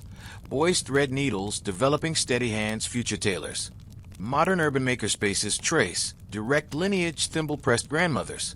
Etsy craft platforms digital quilting bees, selling heirloom techniques worldwide. Crisis stitching accelerates purposeful urgency. 1,918 influenza pandemic seamstresses form mask brigades, sewing endless cotton gauze rectangles into life-saving face coverings, distributed hospitals, tenement blocks. Dust Bowl women patch heavy denim overalls, enduring relentless dust storms, choking prairie homes. World War II Red Cross surgical dressings, rolled train-tight bundles, loaded hospital ships, steaming war zones. Devastating labor lockouts birth sturdy tent canvas soup kitchens, steaming bean potato chowder for hunger-striking picketers, holding factory gates. Crushing tenant evictions, seed-donated bolts transformed evicted children's essential school clothes, preserving education continuity. Recognition blooms across generations through museum collections. Smithsonian American Patchwork exhibits Depression-era flower sacked quilts documenting survival artistry. Historical societies frame pristine suffrage banners. Needlework revolution workshops. Neighborhood churches preserve devotional altar cloths. Generations stitched faith. Descendants inherit cherished family sewing machines. Grandma Singer Treadle sewed first Union banner in 1912. Tarnished thimbles preserved heirloom boxes beside yellowed pattern books. Modern fashion weeks openly credit slow stitch revolution, heritage craftsmanship. Community arts fundraisers directly trace lineage depression, quilting auctions, sustaining families. Every high-fashion runway bolt factory uniform bears invisible parlor origins. Haute couture evolved flower sack print, ingenuity-born necessity. Fast fashion precision owes community seamstress perfection, honed endless moonlight shifts. Legacy threads enduring tapestries across American history. Smithsonian Institution, American Patchwork, exhibits Depression flower sack quilts beside Civil War soldier blankets. Labor unions establish scholarships named Stitch Solidarity Fund, honoring seamstress contributions. Historical markers proclaim Cite First Suffrage Banner Workshop 1915, with ledger replicas displayed. Every academic graduation gown elegant, wedding dress bears invisible thimble, dense generations perfected. Hems falling perfect graceful lines, seem straight unyielding under life's pressures. Communities stitched enduring tapestries. Sewing circle soles proved slender needles, pierce injustice deeper broadswords. Individual stitches binding families' movements across millennia economic storms. Through relentless panics, devastating plagues, turbulent progressions, sewing circles stitched America's essential social fabric. Moonlight needles scripting equity seam deliberate seam. Let these rhythmic stitches lull you gently toward slumber's perfectly hemmed dreamscape. Let the sewing circle's rhythmic needle stitches fade now into the hushed sanctity of a dimly lit archive room in an early 1900s small-town historical society or church basement repository, where lamplight glows steadily across fragile yellow documents spread carefully across polished oak tables, casting long shadows that dance gently with the archivist's patient hands turning pages, preserved through decades of quiet devotion. Picture yourself seated at this sacred workspace, perhaps a local history society's clapboard attic crammed with leather-bound ledgers, leaning precariously against walls papered and faded florals, a church record-keeper's alcove, where baptismal registers rest beside marriage certificates tied with faded ribbons, or a neighborhood photo collector's parlor displaying sepia portraits in ornate walnut frames, the air rich with the comforting sense of aged vellum mellowed by time, paraffin sealing wax, warmed faintly from recent correspondence, polished mahogany desks exuding beeswax care, and faint mildew whispers from documents rescued flood-damaged basements. These memory archivists, retired school teachers with spectacles perched low on noses indexing family Bibles page by meticulous page, church clerks in high-neck blouses transcribing fragile parish records copperplate handwriting, photo enthusiasts sorting glass plate negatives by date earthquake, volunteer historians cataloging attic-found diaries, discovered wallpaper linings, salvage forgotten narratives from oblivion, unwed mothers' baptism stubs proving lineage, Freedmen's Bureau letters, documenting emancipation journeys, factory ledgers listing child workers, wages, 12-hour shifts. Before digital databases, cloud storage professional historians. These everyday preservers save document stories from dustbin destruction, ensuring future generations glimpse fuller, truer picture American lives beyond textbooks' polished narratives. Daily preservation rituals unfold reverent precision. Pre-dawn attic sweeps dust delicate vacuum attachments. Fragile newspapers interleaved acid-free paper, preventing further yellowing. Ledgers disbound resewn Japanese tissue hinges, preserving brittle spines. Morning transcriptions fill ruled notebooks. March 12, 1892. Eliza Johnson née Freeman married Samuel Carter. Witnesses Deacon Brown's sister Mary. Copied verbatim, preserving original spellings, phonetic immigrant names. Afternoon photo, sorting requires cotton gloves, handling glass plate negatives, cleaned ethanol delicate brushes. Contact prints develop silver nitrate trays, ruby safe lights. Evening cataloging cross-references, family Bibles, census records, land deeds, creating intricate genealogical webs. Widow Sarah Mills 1870 census, land deed 1868. Church record 3 children baptized 1865 to 1870. Flood rescues demand urgency. Church records rescued basement submersion, hung clotheslines drying. Diaries attic trunks, moldering vinegar bath sterilization. Fire threats prompt steel vault construction volunteer carpentry weekends. Every preserved page bears salvation story. One clerk's attic trunk discovery reunites separated siblings. One teacher's Bible transcription vindicates contested inheritance. Community memory threads weave diverse tapestries.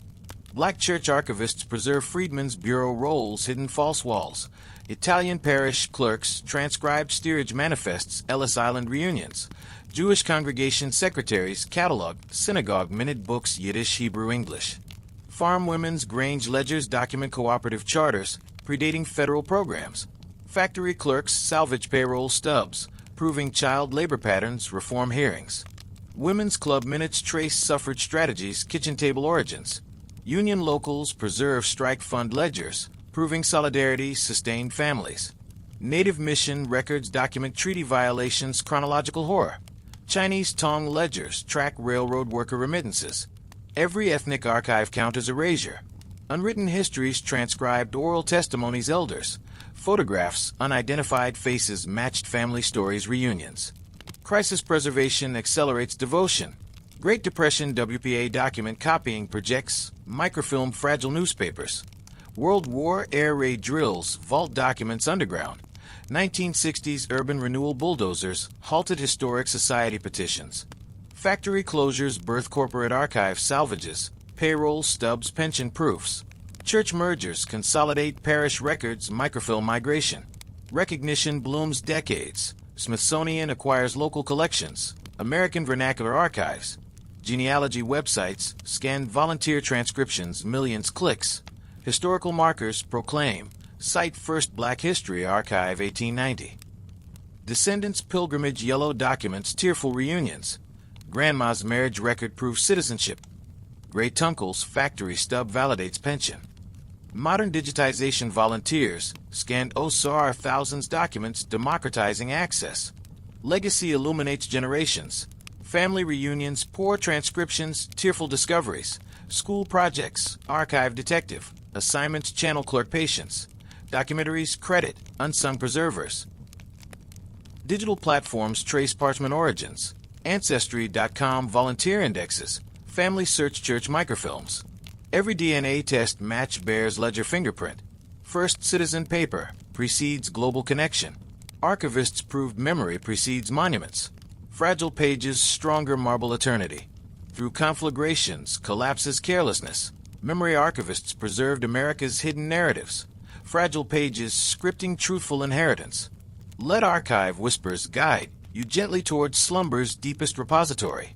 Let the archivist's hushed page-turning whispers fade now into the sudden sharp crack of splintering ice echoing across a frozen neighborhood pond in an early 1900s American town during a bitter January twilight, where a yellow school bus driver named Mr. Harlan spots a child's thin, desperate cry bubbling up through black churning water 50 yards from shore, and without a second's hesitation plunges, waist deep, into the razor-edged fracture, gripping the small red coat collar, with both massive, calloused hands hauling the gasping 6-year-old boy back onto solid snow-crusted ice amid gathering neighbors, collective gasps, and hurried blanket offerings.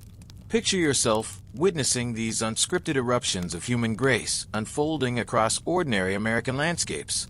A rural Greyhound driver veering sharply onto treacherous icy shoulders during blinding midnight blizzards, rescuing ditch-stranded motorists, radioing state police from cab-mounted transmitter. Lifeguards perched high in weathered Coney Island towers, scanning endless crowded summer beaches, spotting frantic red swimsuit bobbing helplessly in brutal riptide currents 100 yards.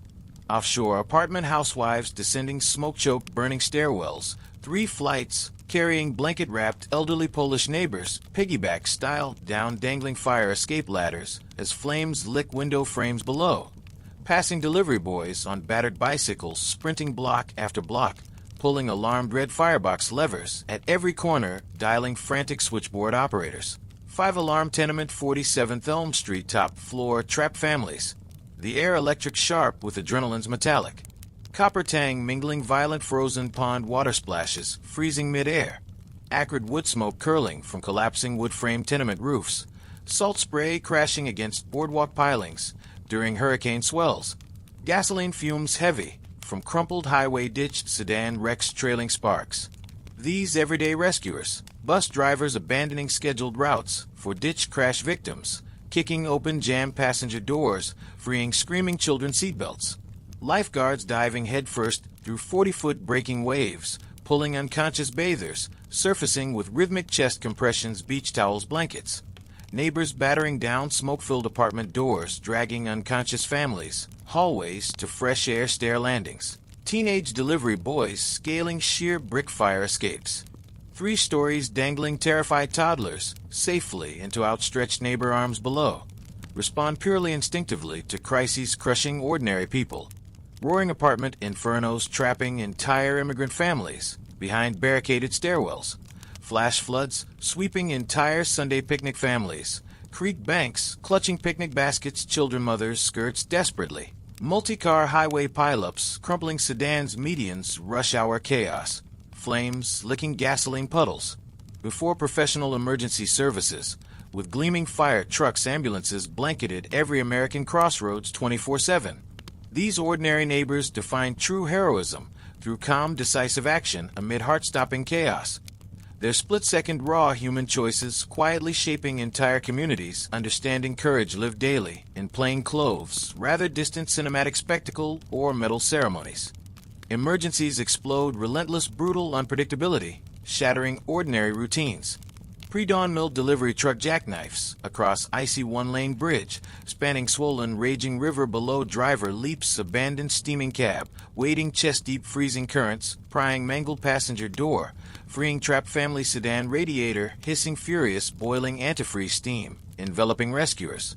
Lifeguard towers scan endless heaving ocean horizons, red swimsuit bobbing desperately, riptide surf 100 yards offshore, piercing whistle blast launches. Lifeguard sprinting packed beach, diving headfirst through 40-foot breaking waves, pulling unconscious bather, surfacing rhythmic chest compressions, beach towels, blankets, gasping crowd, silent prayer.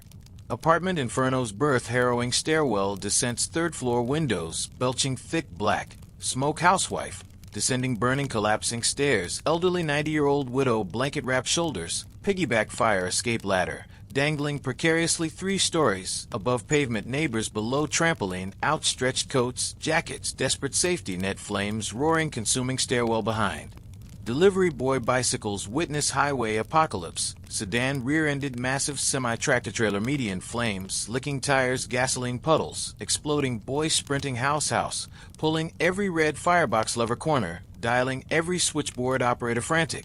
5-alarm Route 66, mile marker 47 multiple vehicles, flames, children trapped. Crossing guards herding stalled rush hour traffic, clearing ambulance paths.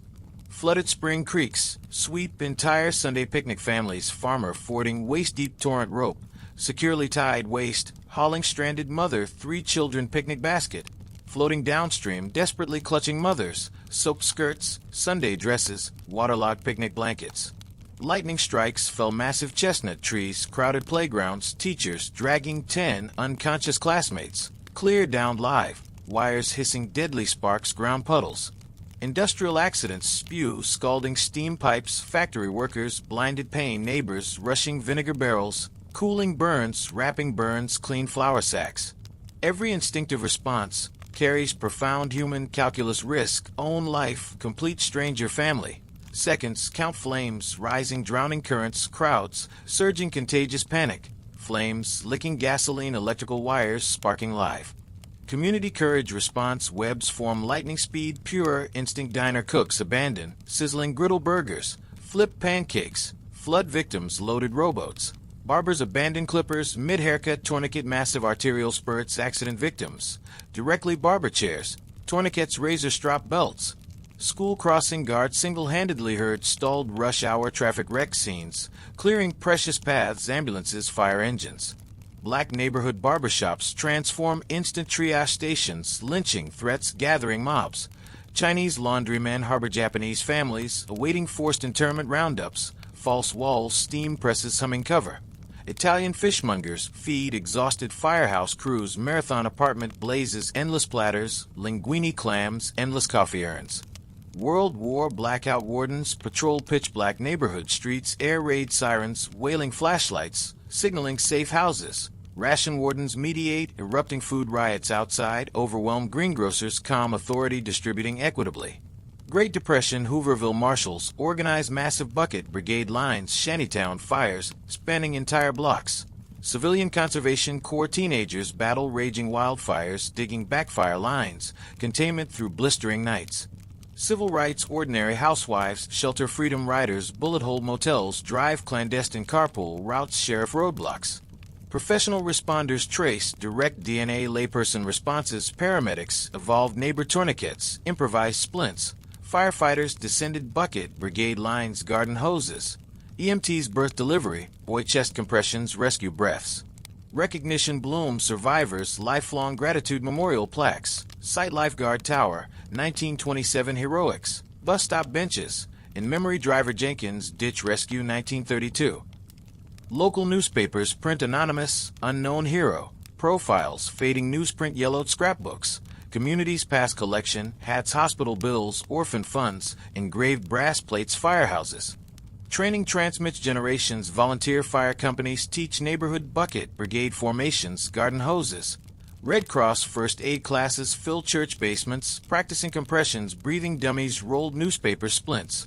Lifeguard towers train beach patrols, spotting distress signals, arm waves, whistle blasts. Children witness absorb parental rescues, playground games reenacting harrowing moments. You drowning, I save you, eternal recess drama. Modern CPR classes, school hallways trace layperson compressions, breathing. 80s public buildings evolved neighbor electrical ingenuity. Every 911 call smartphone emergency app bears ordinary citizen fingerprint, first calm, clear voice precedes professional siren wail arrival. Communities define heroism, live daily proximity, bus stop conversations. Mr. Jenkins pulled entire family creek, drowning 1941 ice storm. Barber chair tales. Miss Clara carried 3 babies down burning fire, escaped 1923. Diner counter legends. Greek Pete Road, 20 flood families, rowboat through dawn currents. Memorial Day parades honor civilian heroes, simple wooden crosses, veteran salutes. Elementary schools teach local legends, alongside Presidents Lincoln, Washington. Every firehouse, plaque, hospital emergency wing bears layperson name engraved, dedicated life-saving neighbors, 1908 tenement fire. Heroes proved courage lives next door: diner cooks, barbers, delivery boys, bus drivers. Ordinary clothes, extraordinary split seconds, crisis erupts. Legacy illuminates ordinary neighborhood streets, generations. Children inherit vivid family tales. Grandpa dragged classmate down lightning tree, playground 1936 thunderstorm. High school reunions toast. Bus driver pulled family, ditch 1947 Christmas blizzard. Historical markers proclaim site 1915 apartment fire rescue, 6 lives saved. Modern bystander intervention training mandatory: high schools, workplaces, traces layperson instinct, honed generations. Good Samaritan laws codified neighbor protections, evolved common law. Every defibrillator school, hallway shopping mall emergency app. Smartphone bears layperson fingerprint, first responder, heartbeat precedes, professional arrival, gleaming equipment. Quiet emergencies proved heroism hides: diner cooks, barbers, delivery boys, bus drivers, lifeguards, housewives. Courage blooms, sudden proximity crisis erupts, unannounced, shattering ordinary afternoons. Through blinding blizzards, roaring infernos, flash floods, highway wrecks, lightning storms. Everyday rescuers defined courage lived quietly ordinary streets. Split-second raw human choices scripting entire community salvation stories. Let these rescue rhythms steady your breathing now, carrying you gently, safely toward slumber's deepest, most secure harbor. Let the everyday rescuer's steady heartbeat rhythms fade now into the tranquil hush of a quiet American street at deepest midnight in the early 1900s, where soft moonlight filters through leafy oak branches, casting dappled silver patterns across worn wooden boardwalks, still warm from the day's fading heat, and the distant echo of footsteps. Those same footsteps that carried lamplighters to their evening rounds, school teachers home from chalk-dusted classrooms, nurses through long hospital corridors, factory workers from shift-ending whistles, kitchen organizers from petition-signing tables, librarians closing book stacks, streetcar riders home from silent resistances, farmers from relief wagon runs, letter writers sealing final envelopes, janitors locking community doors, healers packing remedy bags, shopkeepers balancing corner ledgers, backstage preparers folding final flags, playground prophets skipping final ropes, airwave connectors unplugging switchboards, land guardians, patrolling final trails, sewing circles, folding final quilts. Linger in the cooling night air like gentle, unhurried whispers, reminding the sleeping town that ordinary lives continue weaving the nation's quiet fabric even after public hours end. Picture yourself walking slowly down this moonlit avenue past familiar darkened windows glowing faintly from bedside lamps, where shopkeepers dream ledger balances, teachers grade final papers by candle flicker, nurses review patient charts one last time, farmers calculate seed needs for spring planting, the air rich with night's peaceful sense of cooling brick retaining daytime warmth, distant wood smoke curling lazy chimney spirals, damp earth exhaling after evening dewfall, wild jasmine climbing picket fences, releasing faint sweetness, porch swings creaking empty. These same footsteps that crossed factory thresholds demanding safety guards, kitchen tables planning mutual aid petitions, library aisles recommending life-changing volumes, streetcar aisles claiming rightful space dignity, farm fields diverting harvests striking families, parlor desks penning policy-shifting letters, community hall floors sweeping meeting debris, healer cottages dispensing folk remedies midnight calls, corner shops extending neighborly credit, convention kitchens feeding, history makers, playgrounds asking piercing why questions, switchboards connecting urgent voices, woodland paths guarding fragile ecosystems, sewing circles, stitching movement banners. All converge now single resonant echo, proving American history flows not president speeches, generals' orders, but millions ordinary footsteps moving steadily forward through daily choices, small, courageous, ordinary. As final lanterns dim across sleeping neighborhoods, their collective echo carries forward undimmed, inviting you notice everyday heroes walking similar streets today. Bus drivers checking back seats, teachers lingering after bells, neighbors sharing porch conversations, shopkeepers remembering faces, credit books, librarians recommending perfect reads, farmers fencing fields sustainably, healers blending old new wisdom, archivists preserving unwritten stories, rescuers scanning horizons. Instinctively, proving heroism lives continuously ordinary rhythms, uncelebrated lives. Night deepens into profound continuity. Lamplighters, home boots, porch rockers reflecting rounds completed safely. School teachers, attic boarding rooms, final chalk, dust brushed, hands dreaming generations shape patience. Nurses, hospital cots, reviewing charts, whispering prayers, difficult cases. Factory shift workers, tenement kitchens, sharing strike plans, cornbread suppers. Kitchen organizers folding petitions, bedtime, careful bedside tables, children sleeping nearby. Librarians book dreams. Recommending perfect volumes changed lives. Streetcar conductors polishing brass, final time routes run smoothly tomorrow. Farmers' barn lofts calculating relief wagon loads, spring plantings. Letter writers sealing final envelopes. Postbox shadows dreaming replies arriving. Janitors locking final doors, broom handles, warm hands, community buildings secured. Healers' cottage porches reviewing remedy successes, grateful sighs. Shopkeepers balancing final ledgers. Smiling faces remembered, credit extended. Wisely, backstage preparers folding final linens, dreaming flawless events witnessed. Playground children tucked quilts, replaying recess revolutions, whispered parents. Airwave operators removing headsets, ears ringing final connections made perfectly. Land guardians, cabin windows, scanning horizons, one last time trails patrolled faithfully. Sewing women, folding final quilts, needles, thimbles, treasured boxes, dreaming auctions, funded justice. Every ordinary life carries extraordinary ripple. Shopkeepers' credit prevented eviction despair. Teachers' patience sparked lawyers' career. Nurses' vigil saved mother's life, reunion child. Farmers' wagon fed striker family breaking hunger chains. Letter writers' words swayed congressman vote.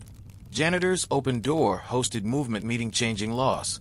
Healers' remedy restored worker picket line. Librarians' book inspired inventor patent. Streetcar stand dignified future leaders. Sewing banner.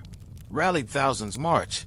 Collective footsteps echo across eras, unbroken continuity. Lamplighters evolved streetlight monitors. School teachers, curriculum revolutionaries. Nurses, public health pioneers. Factory workers, labor law architects. Kitchen organizers, welfare state founders. Librarians, literacy movement leaders. Streetcar resistors, civil rights vanguard. Farmers, cooperative economists. Letter writers, lobbyist prototypes. Janitors, community enablers.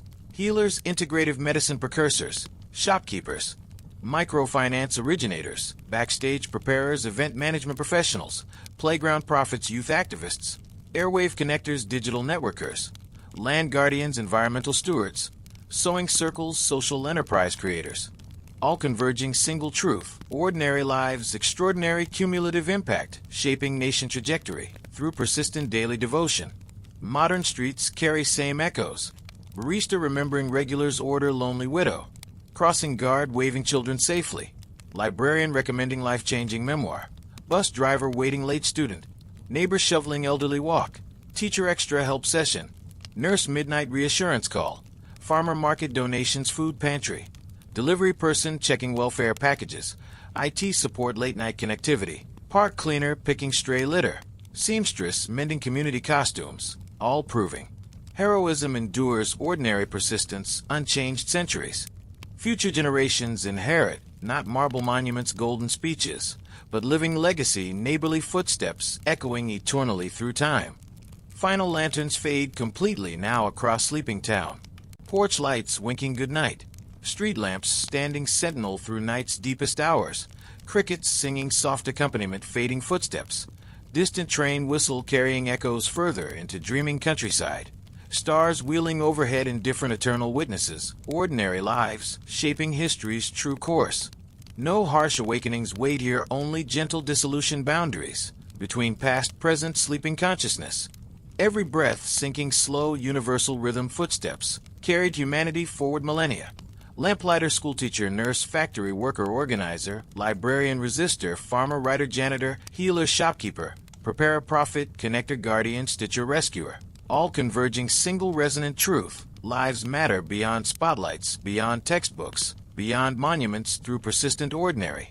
Devotion quietly perfecting world generation. Feel weight evening completely lifting now shoulders relaxing deeper into mattress. Eyelids growing irresistibly heavier, each fading footstep echo. Breathing slowing matching distant crickets. Perfect unhurried cadence. mind drifting peacefully through tapestry, ordinary heroism woven lifetimes, quietly extraordinary. May these gentle echoes accompany your final descent into perfect restorative sleep. Footsteps carrying safely through night's tenderest passages into morning's quiet promise, drifting now, completely relaxed, perfectly peaceful.